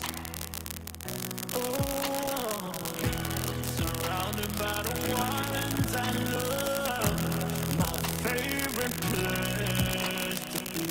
Sure it feels like Christmas to me. Hope you have a Merry Christmas. Oh, and I hope it grants you all your wishes and all you've dreamed of. A king was born this day. Your blessings on the way. So have yourself a Merry Christmas. Another year is about to close. Happy memories filled with those. Joy and laughter under mistletoes. While kids are sharing toys and clothes. Surrounded by the ones I love. My favorite place to be. Sure it feels like Christmas to me. You can already tell the vibe that we are in today. It's all Christmassy. You know, we are ushering in Christmas and we've started early. My DJ has decided it's one carol after another after another. We're not complaining. But I hope later on you'll play for us some bangers from Metro 54. Sindio unique. Tuanze na Christmas alafu tutaingia sherehe. Anyway, right about now I want to introduce you to our first guest on Entertainment Thursday. You know, the interview side of it. I am very pleased to be having these ladies on board today. And I will begin with my far left. We have the one and only Elsie Wameo. I can say that she is one of the biggest rappers we have in East Africa at the moment. When it comes to female rappers, not just female, just rappers in East Africa, Elsie Wameo is your person. She is a rapper, she is a singer, and she's also a producer. Welcome to the show. It's a pleasure to have you on board. All right, and right next to Elsie, we have another beautiful lady. She's called Diane Iwaya, and she is the lead communications person for Blankets and Wine. I know when we speak festivals in the 254 and Africa and East Africa in general, Blankets and Wine has to be top of the list. And she is the lead communications person for that festival. Welcome. It's a pleasure to have you. Asante sana. Thank you for having me on the show. Super excited to be here. It's our first time having you. Yes. We've had you before. I think last year, or I don't know which year that was. Yeah. So let's get straight into it. Maybe for someone who's seeing you, Elsie, for the first time on this set, just a bit of a background of your musical journey and who exactly Elsie is. In a nutshell, I was born in Kenya, here in Nairobi. I moved to Australia when I was 7 years old. And my dad actually took me to the studio for the very first time in my early teens. And I spent, I think, a year or so just being a singing kind of like chorus. All the rappers, I used to always do all their like choruses. I was just like this girl that could sing. And I think people just realized that I started performing cute little 5-minute, 10-minute sets here and there. And they need to check your mic. I'm sorry about that. They will check your mic, so maybe I can talk to Diane as they do that. Diane, what does it mean to be a lead communications person for this type of festival? Being the lead comms at a festival such as Blankets and Wine is a really crucial role, I would say, because it's the role that basically tells the story of the festival from very many different lenses, from the perspective of the artists that we platform, from the perspective of the brands that we, basically create this platform for as well, to connect with audiences, telling the story of the community that actually makes Blankets and Wine, basically our fantastic audience. So it's just basically being the bridge to tell the stories of all these different fantastic people that we have that make the festival what it is. Yeah. How long have you been working? I'm going into my second year, I would say, at the festival, and it's been exciting. I was just telling Elsie, it's the gift that just keeps on giving. Yeah, I can imagine, because Blankets is our thing, and it has been in existence for more than a decade. I believe last year you were celebrating 17 years in the game. Yes. Like, it is no mean feat at all. 17 years consistently. Yeah, and you got to do the first edition, the UK edition last year. How was that? Yeah, so that was actually this year in September, which was really fantastic. Shout out to the British Council through the UK Kenya season 2025 that made that come to life. It was really fantastic for us as a brand to transport all these fantastic Kenyan artists to the UK and take our culture there, experience it music-wise, fashion-wise, food-wise. It was really fantastic. So yeah, we're really looking forward to what's going to be next. Brand. So are you expecting a second edition over there, or this is something that is still... It's in the works, but we're also just thinking of other places. So maybe the States, maybe Japan. Yeah, but Blankets is... We're taking over. We're coming. I love the fact that you are not afraid to spread your wings. That is, Blankets as a whole. You're not afraid to just spread your wings. I feel like you've already conquered the 254 completely. I don't think there's, you have rivals, Okay, we have other festivals in the 254 that are big festivals, but when you talk about a festival that has been there the longest, I think Blanket stands. Because we used to have Blankets and Koroga, I think, are taking a hiatus at the moment. So Blankets is top of the list right now. So it's really good to see that now you're just allowing yourselves to expand your wings, and it means now taking Kenyan music to the next level, making Kenyan music cross the boundaries as we've always wanted. So yeah, receive your flowers as Blankets and Wine. Let's get back to you, Elsie. Sorry for that technical hit. So let's get into you now, speaking to the person who's seeing you for the very first time on here. So yeah, you were telling us the story of you were born here, but grew up in Australia. Yes, born and raised in Nairobi, grew up in Australia. Dad took me to the studio and my music career started over there. So I had the blessing of playing some of the biggest stages out in Australia alongside really cool, really big names. And I think my music career kind of skyrocketed without me even kind of being prepared. I feel like I was learning on the job, to be honest.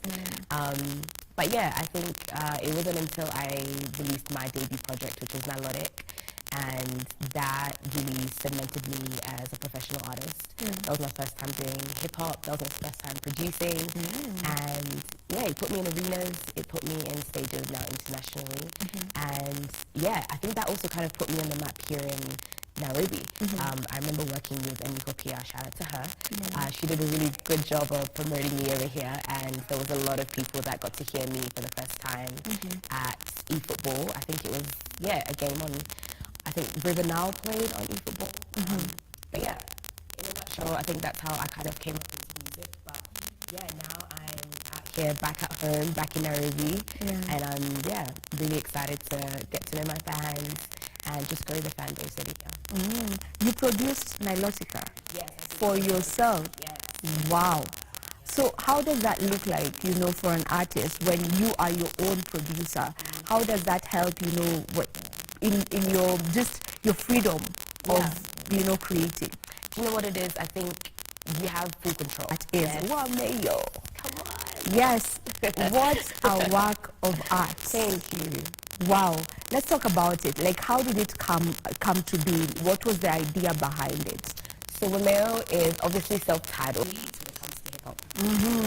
And boy, did you show us. Did you just cement it? I love it. Let's go back to Blankets and Wine. You're actually performing. Yes. This year. The pressure. This is the first time you're performing at a Kenyan festival. We'll get back to that. Let me get back to Diane. Diane, Blankets and Wine. This final edition of the year 2025, because we've done other editions this year. How different will this edition be compared to the rest that we've gotten to see this year? Right, thanks for that question again. So this edition is definitely just going to be more amped, I would say, in terms of consistency, in terms of what we do. So consistency in terms of production. So we're definitely amping up the experience for our users when it comes to the soft life experience, the games experience. We also want to amplify the bar experience as well, in terms of just ensuring you guys are able to get drinks easily. There's ample product on ground. The performances are going to be amazing. Like, people to just get ready to dance. Tickets are going to open at noon, all the way up till 5 a.m. Monday morning. So this time, it's not until 2. That's going to be different. We're going all the way until 5 a.m. So Pakache. So we're in that season. So it's going to be that's new for Blankets. Right? Because there's usually like a time limit. Yeah. This time we're doing it till 5 a.m. Okay. We have the 2 stages, which are going to be fantastic. The Onja market as well. So last minute shopping for all. If you haven't gotten your gifts yet, this is what you need to be. We're going to have lots of made in Kenya brands for folks to interact with, lots of yummy food, good vibes, experiences. That's basically what to expect. Yeah. And we usually have 2 stages, where the main performances are happening, and there's this other stage where we have, DJs doing their thing, but uns, nini. So, for someone who's not experienced Blankets and Wine before, could you tell them how that experience feels like, and why curate that, whereby we have this stage and then we also have this other stage? Right. So we have 2 stages. That's the live stage and the on-the stage. Where we're going to be performing up to 20 artists across both stages. Just continue. Right, yeah. So 20 artists across both stages, and we're going to have different genres. So on the live stage, there'll be a bit of hip-hop, R&B. We're going to also be having Scorpion Kings on that stage for the first time, so that's also going to be amazing. On the Onja stage, we're going to be having a fully Kenyan lineup. So a B3B set from Ali, Mura Fresh, Mura and Big Nyaz.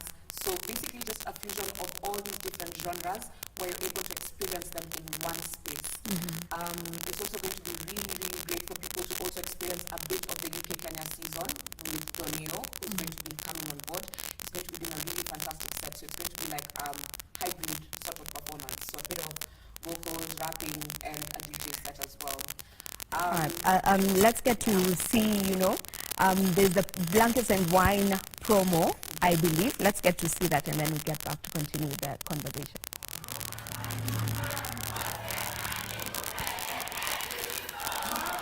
Anasema Mike niko na shida.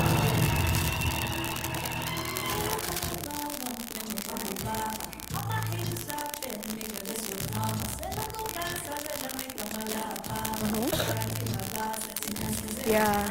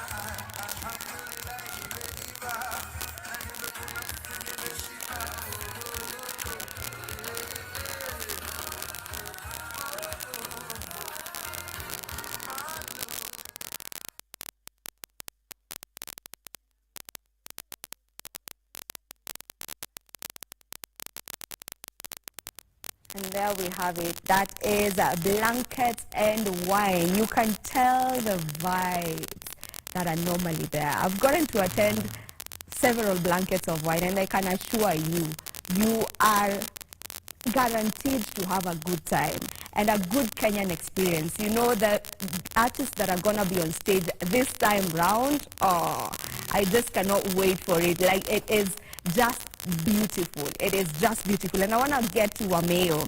This is your first time performing at a Kenyan festival. Yes. What does that mean for you? I know you've performed on other stages, you know, outside the country. Yeah. You've also performed in Kenya, but not the festival. Yes. So talk to me now about, you know, how that experience will be, or what that experience will mean for you.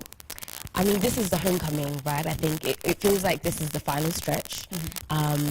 But I feel like the picture that I feel like I have is that I'm running into the arms of my people. Like I'm running back where I've come from. And again, you know, like, yeah, playing festivals all around the world, it's amazing. Yeah. But there's definitely a different type of love that comes from your own adoring you and loving you and singing your words back to you. And it's also really nice because some of my music is in Luo and Swahili. Yeah. So I'm really excited to have people sing back Swa and things like that, because sometimes you're in countries and they have no idea what you're saying. Yeah. But yeah, honestly, I'm very excited. I've already received so much love from Nairobi, from Kenya, and yeah, I'm honestly just over the moon and excited to see them on the day. Yeah.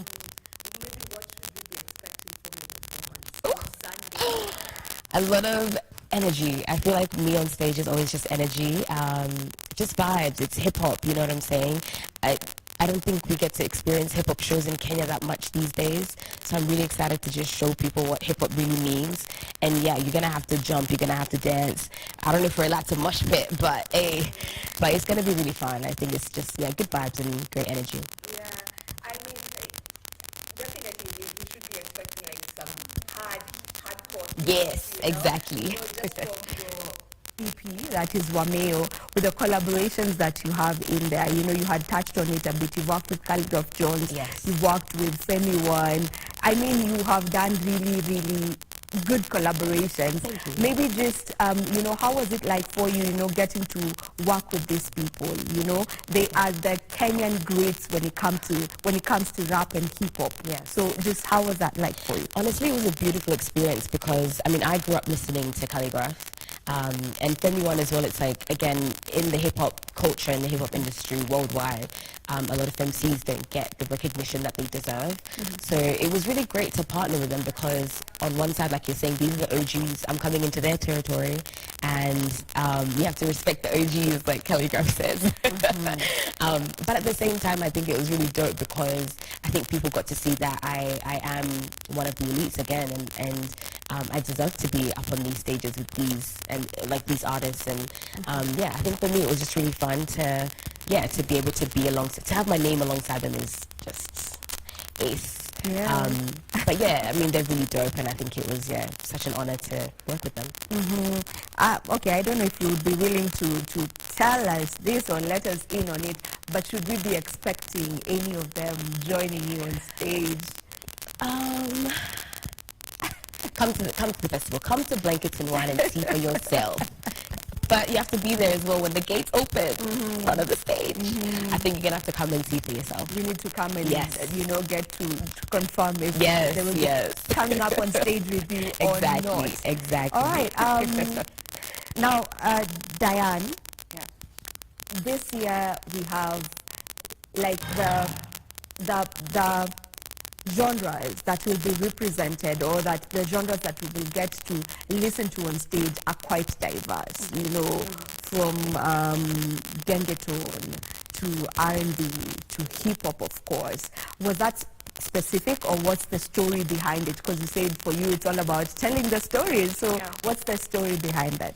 Right, so the story behind that, I would just like take us back to our founder Mudoni's vision. So when the festival was being set up, it was to provide a platform for alternative music that wasn't basically in the popular sphere, right?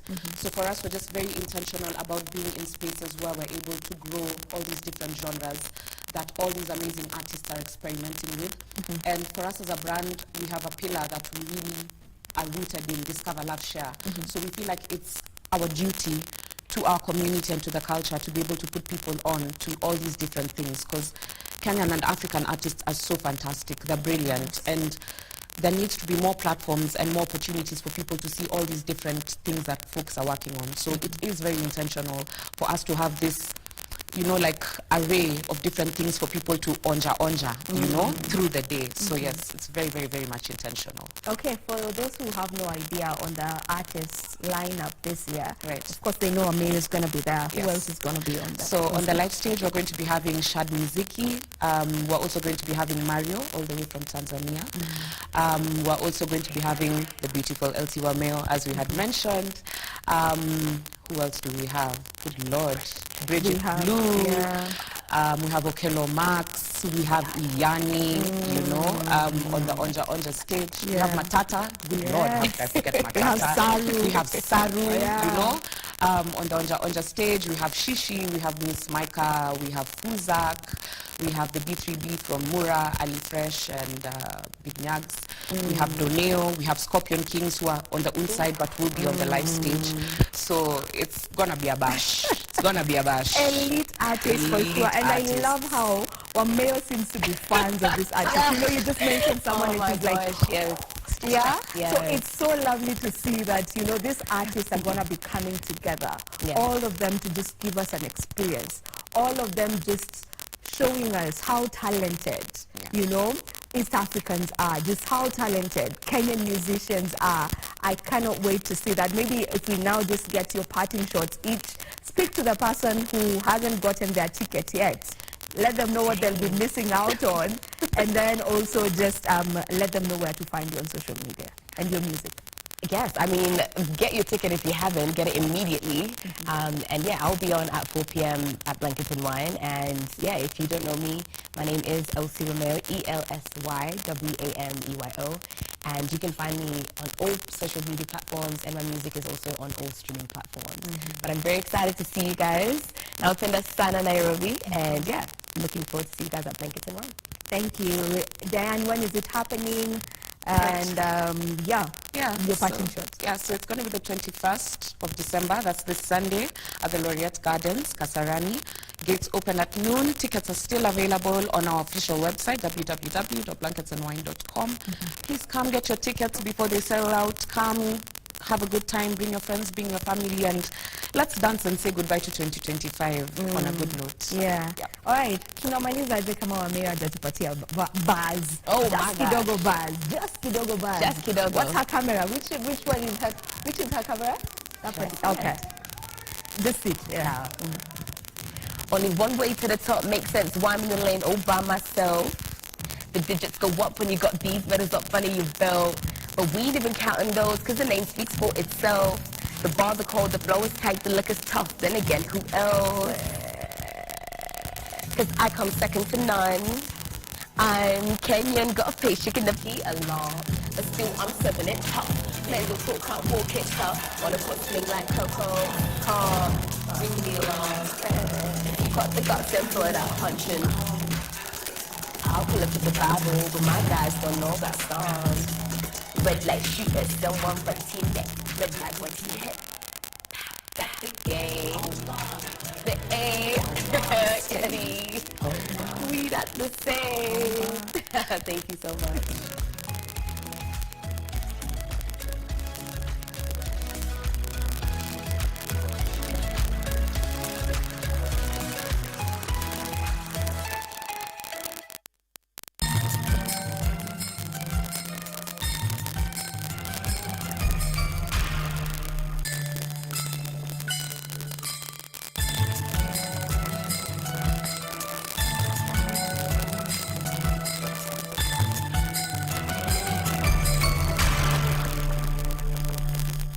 Defending champions, Kenya Police faced Murang'a Sale in a crucial Sport Pesa League match this Thursday. Both teams are seeking wins after securing draws in their previous league fixtures.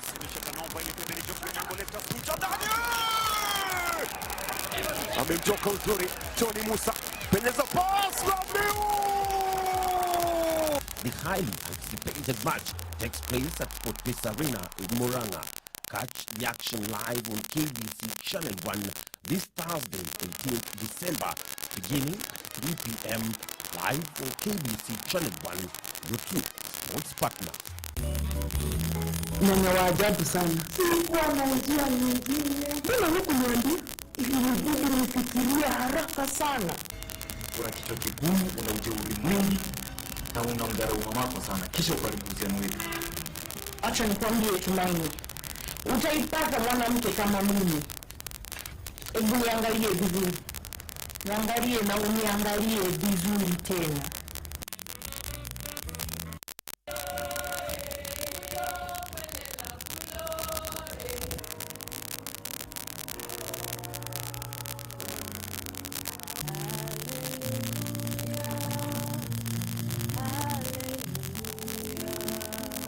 Mshikamano nchini ndo nguzo ya ufanisi. Elimu bila malipo inaongeza ubora wa elimu. Kutakuwa na upatikanaji wa elimu kwa wote na pia kuimarika kwa motisha ya kujifunza. Serikali imetengeneza wizara ya elimu. Wizara hii inatoa msaada kwa wanafunzi wote. Eleza mbinu yoyote iliyotumika uandishi katika mzimu wa Kipwerere. Kisengere nyuma imetumika. Yesu Salina kumweleza kuwa shetani pia huvuta bangi na kunywa pombe. Kwa hivyo msimulizi aliweza kupata kumbukumbu hizo.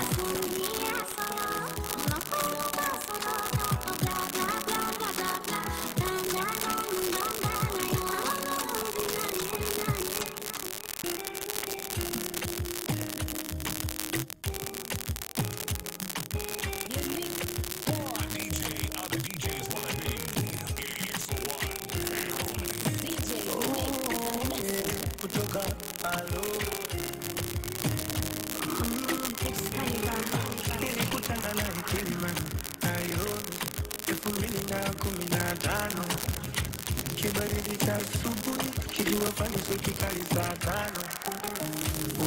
Nairobi, 2015. Nikamchagua yeye katikati ya wenzake watano. Nikamuomba kanio moyoni mwangu nikampa moja. She's my number moja. Nikamuomba kaniomba moyoni mwangu nikampa moja. Now she's my number moja. Yani namaanisha kwamba ndio tushawana. Tushawana. Ndio tushawana. Tushawana.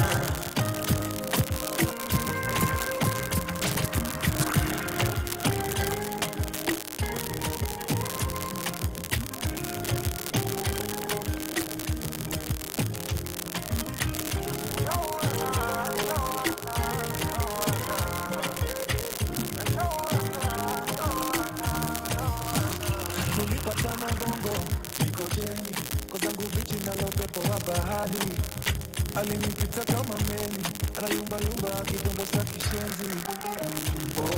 Kocheni, kamfuanga utadhani zombie. Habari gani mbona ukoloni? Jina ni gani akasema zari. Nikamwambia aje, kamwambia kwangu ni kwake. Nimshike wapi ndio aje, taka moyo wangu uwe wake. Watangoja sana, wakikania tutatana. Minagine tumeshaifana, naichapa siku na mchana. Yani namaanisha kwamba ndio tushawana.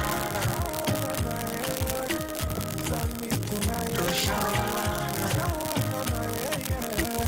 Sami tunayo tushawana.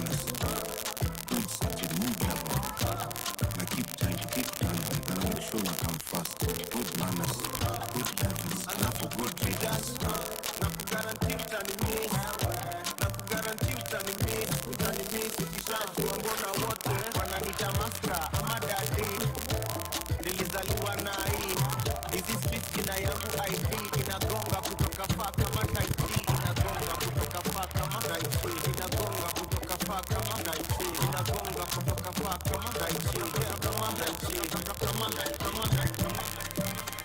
Country hat music.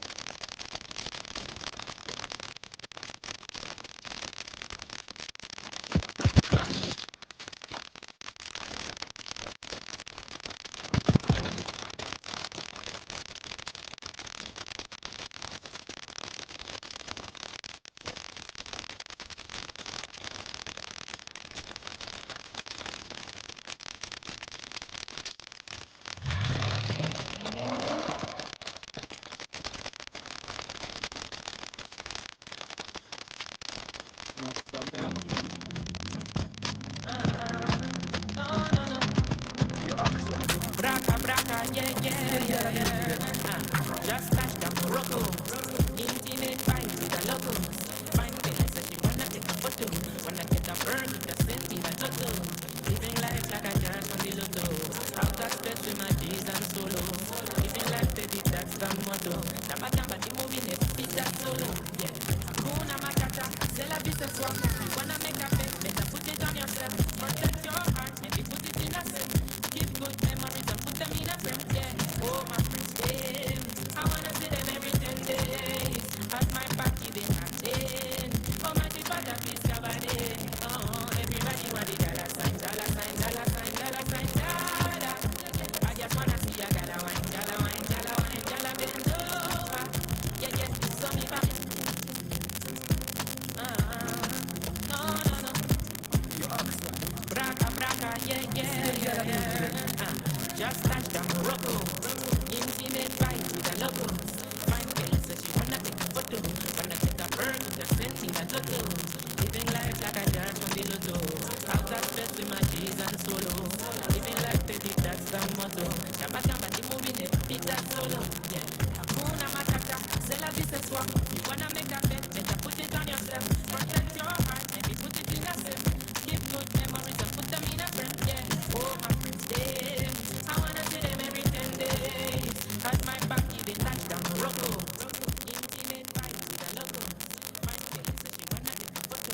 Wanna get a bird, just send me the logo. All right, this is Entertainment Thursday. Thank you for staying with us. Right about now, I want to introduce you to really talented young people of this nation. They are from the Ndoto Zetu collective.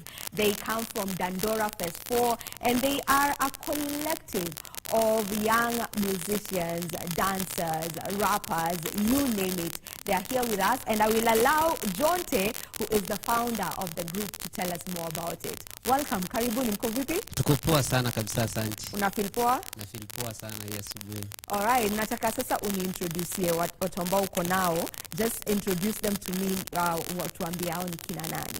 Okay, so right hapa, these are part of the Ndoto Zetu kids because wako wengi. So huyu ndio the oldest, anaitwa Yvonne, she's 17. Yeah. Alafu tuko na Taren, the youngest, Yeah. ako 5 years. Alafu tuko na Tanya and Charlene. Yeah. These are just part of the people in the group, part of the kids. They're part of the kids. How many are they in total? 60. 60 children. Yeah. Wow, that is amazing. So ulianzisha kivipi? Nini ilifanya uamue wacha nianzishe ndoto zetu kids? So personally nimekuwa scavenger na Kiswahili wanasema ni chokosh. So I've been in the dam set for a while. So once when nilipata opportunity to get out through music, nika decide kuanza program for kids because mimi nilikuwa na try kujaribu watu wao face what I faced when I was at the dam site because niliface nikiwa mtoi. So the whole idea was to create a safe space for them yenye watakuwa another home yenye itawasaidia wataenda to the dam site. That's really a nice story to hear. Unajua Dandora, Miniki will agree with me, Dandora is the home of Swahili hip-hop. Hakuna place ingine inaweza chukua that title from them. Dandora is the home of Swahili hip-hop. That is where Swahili hip-hop was born, according to my knowledge. That is true. It's true, right? True, yeah. So that is where rap was born. So na pia nikijua, you know, like you told me, the younger one, who's the smallest in the group, actually does rap.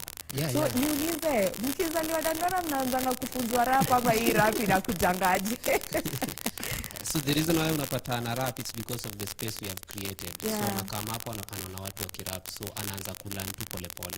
Definitely the space ndoto zetu helps even the kids to identify their own talents. Because wote wakikuja they did not know that they can rap. But according to the spaces wakiona watu wana rap, they start practicing. Na hapo ndo tunakam to identify kumbe huyu hata kana sauti poa. Then now I start training them. So is there a particular space where you do the trainings ambapo sasa mtu yote ambaye anapita hapo akisikia anaweza kuja our join, ama how do you go about mtu ambaye anataka kuja kwa join? If there is a child in Dandora or a parent who is watching right now, saizi watu wamefunga shule, badala ya kukua tu idol, maybe anaweza taka mtu wake our join. How do you go about that? So for now, unfortunately, our space can only occupy 60 kids. I'm sure so many kids wanataka to come. But what we do is that whenever we are taking intakes, what we make a two intake out, now any child can join. But because of the capacity of the space, I can occupy only 60. Lakini when we have events, nini, ndo tuna welcome any outside person from nje come. Like on Monday, we are having a ndoto zetu showcase. So hapo tunapatia opportunity ya so many kids in Dandora to come and join. But tukipata bigger space ama other branches, tuta welcome more kids. Okay, so then ndoto zetu showcase inafanyika on Monday. Where exactly for someone who would love to come join? Itakuwa tu around Dandora. We are working on the venue. Maybe probably by Lord June tutakuwa na venue. But pia on Sunday tutakuwa na TikTok live ya kushow us that where it will be happening. They will experience a lot of, tutakuwa na 21 videos that will be showcasing for these amazing kids in tumekuwa tukifanya from January till this year. A lot of people pia can share some love because so many kids in Dandora on a face challenge in celebrating Christmas. So mwenye akona gift anaweza bring on that on Monday. Then sisi tutashare na the kids so waweze kuenjoy Christmas kwa. Okay, nataka tuingie sasa kwa the rap. But before we do that, maybe for someone who would love to reach out to you and help in supporting in any way, how do they get to you? Do you have a social media page or how do they go about that? Yeah, so tuko na TikTok ni Ndoto Zetu Kids, Instagram Ndoto Zetu Kids, and these all other social medias ni Ndoto Zetu Kenya. Okay, Ndoto Zetu Kids or Ndoto Zetu Kenya if you would want to reach out to the Ndoto Zetu Kids. I want her to speak a bit, kabla turapie. So you're the oldest in the group, and you know, at 17 years old. Maybe when did you join Ndoto Zetu? Na nini ambayo ilifanya uamue kujoin? Na pia unaweza tuambia una feel Ndoto Zetu imechange aje your experience and your life in general? So naitwa Yvonne, 17 years old. Nilijoin Ndoto Zetu 2016 venye ilifunguliwa when I was 8 years. Nikikuja nilikuja nikitaka kujua kudance, but after nikafunzwa kurap, na Ndoto Zetu imenisaidia kulipa school fees. Sometimes tukikosa food home, Ndoto Zetu imekuwa ikituprovidea. So it has done a lot for you. Yani umekuwa hapo from ukiwa 8 years old to date. That is so nice. So ukiingia wewe uko unajua kurap. So umefunzwa. Nimefunzwa. Sasa hiyo ni rapa mbaya. Alright, before you rap for us, give the mic to the little one. Atuongeleshe pia kidogo and then now we get to the rapping. Sasa baba, uko poa? Unaitwa nani? Taren. Wewe ni rapper? Yes. Yeah. Ni nini unapenda sana kuhusu kurap? Ama ulianza kurap lini? Unakumbuka kweli? Ukumbuki ilikuwa lini? But ni kitambo kidogo. Okay, so utaturapia tu. Sawa. Unaanza na rap kidogo tusikie. Jioni mnoma. Aya, twende kazi. Okay, the little one is gonna rap for us. Twende. Mpatie beat DJ. Let's get the beats.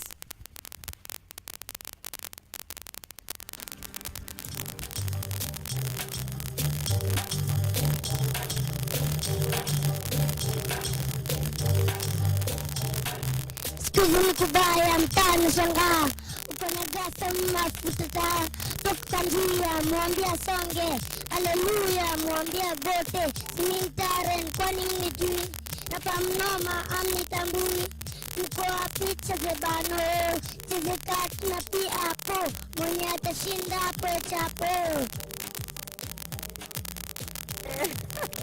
Nice, unaweza tukama. Twende endelea tu. Ukiniona hapa hivi mini rapa kutoka Dando, ngoma ni so sweet ezifikiwa na pato hardcore, si urapa dina pato na ndo tupate lazima umwage jasho di nitaoji kwetu ndiyo town tumerelax tujufuko iko down one love salamu kunigota maji kipotea sisi bado tutachota masmoki tambuna masmocha ukilalisha ukuje watakuchota tunalana bado kando tuna ebu tuite jua kali jua tuogopi sana hii ndiyo jeshi ya uko flani kala mashaka students tuko ndani hii ndiyo jeshi ya Juliani ndoto zetu students tuko ndani. I'm a fast girl, unaweza nitalinsha showing leader skills. Mepiana wa mentor, got many roles. Na bado niko lucky, trip ikikami maji. Siwezi baki tunatasadiki arabu process ya madigol. Tujentu wa fun, ataka ni dombolo. Si tutaplay, tutasing, tutashout. Rehearsal kibando tuweze stand up. Clean health, ndiyo kitu watu get every day. Right ama left, environment kazi yetu kuprotect. Usafi na anza na sisi ourselves. Usitupe taka ukimalizia saka dustbin alafu funikia hewa nayo pia na ikuwe clear then tutasherekea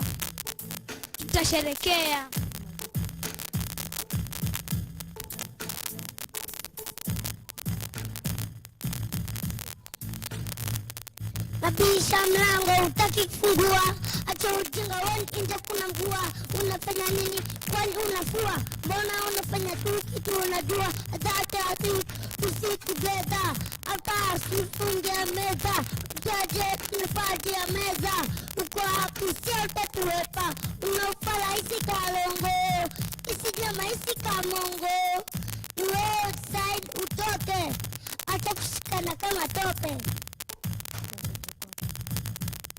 We are living a life, tunajibamba mitaani, nikakesho tadai, nikakesho tawai, tunaishi na style, ninajua siku moja nitabai ndai, bora niko uhai, so jibambe for now, ya kesho Mungu ndiyo atajua ni how, Arsenali, labda watafunga bao, twende tao, mtaa tunakaa ni ya happy zone, uwanga atujali where you're coming from, so we are rocking a life, yenye ni sai, ukuje na mtumba ama ubaitai, nikikubamba sanujua ni ndoto zetu, noko wazazi wote hano watoto wenyu.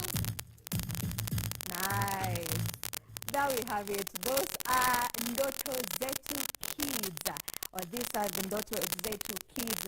And as you've heard from them, they are really good at it. For sure, in Swahili rap ilitoka Dandora. You know, from Kalamashaka to Juliani, and now the legacy lives on in these young ones. Jonte, you are doing such an amazing job.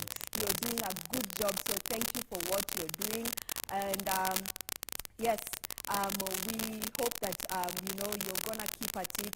It's been years now, and we hope that you're going to keep at it. And for those who are watching and would love to get to support them, you know where to find them. Find them on social media as Ndoto Zetu Kids on Ndoto Zetu Kenya. Thank you so much. Thanks. All right, this is where we end this interview right now. I don't know if we take a music break or okay. All right, right about now, allow me to take you direct to State House, Kenya, where the World Minority Rights Day is being celebrated. It is usually celebrated across the universe, all over the world. That is World Minority Rights Day, and we are having those celebrations at State House, Nairobi. So let me hand you over to State House, Nairobi.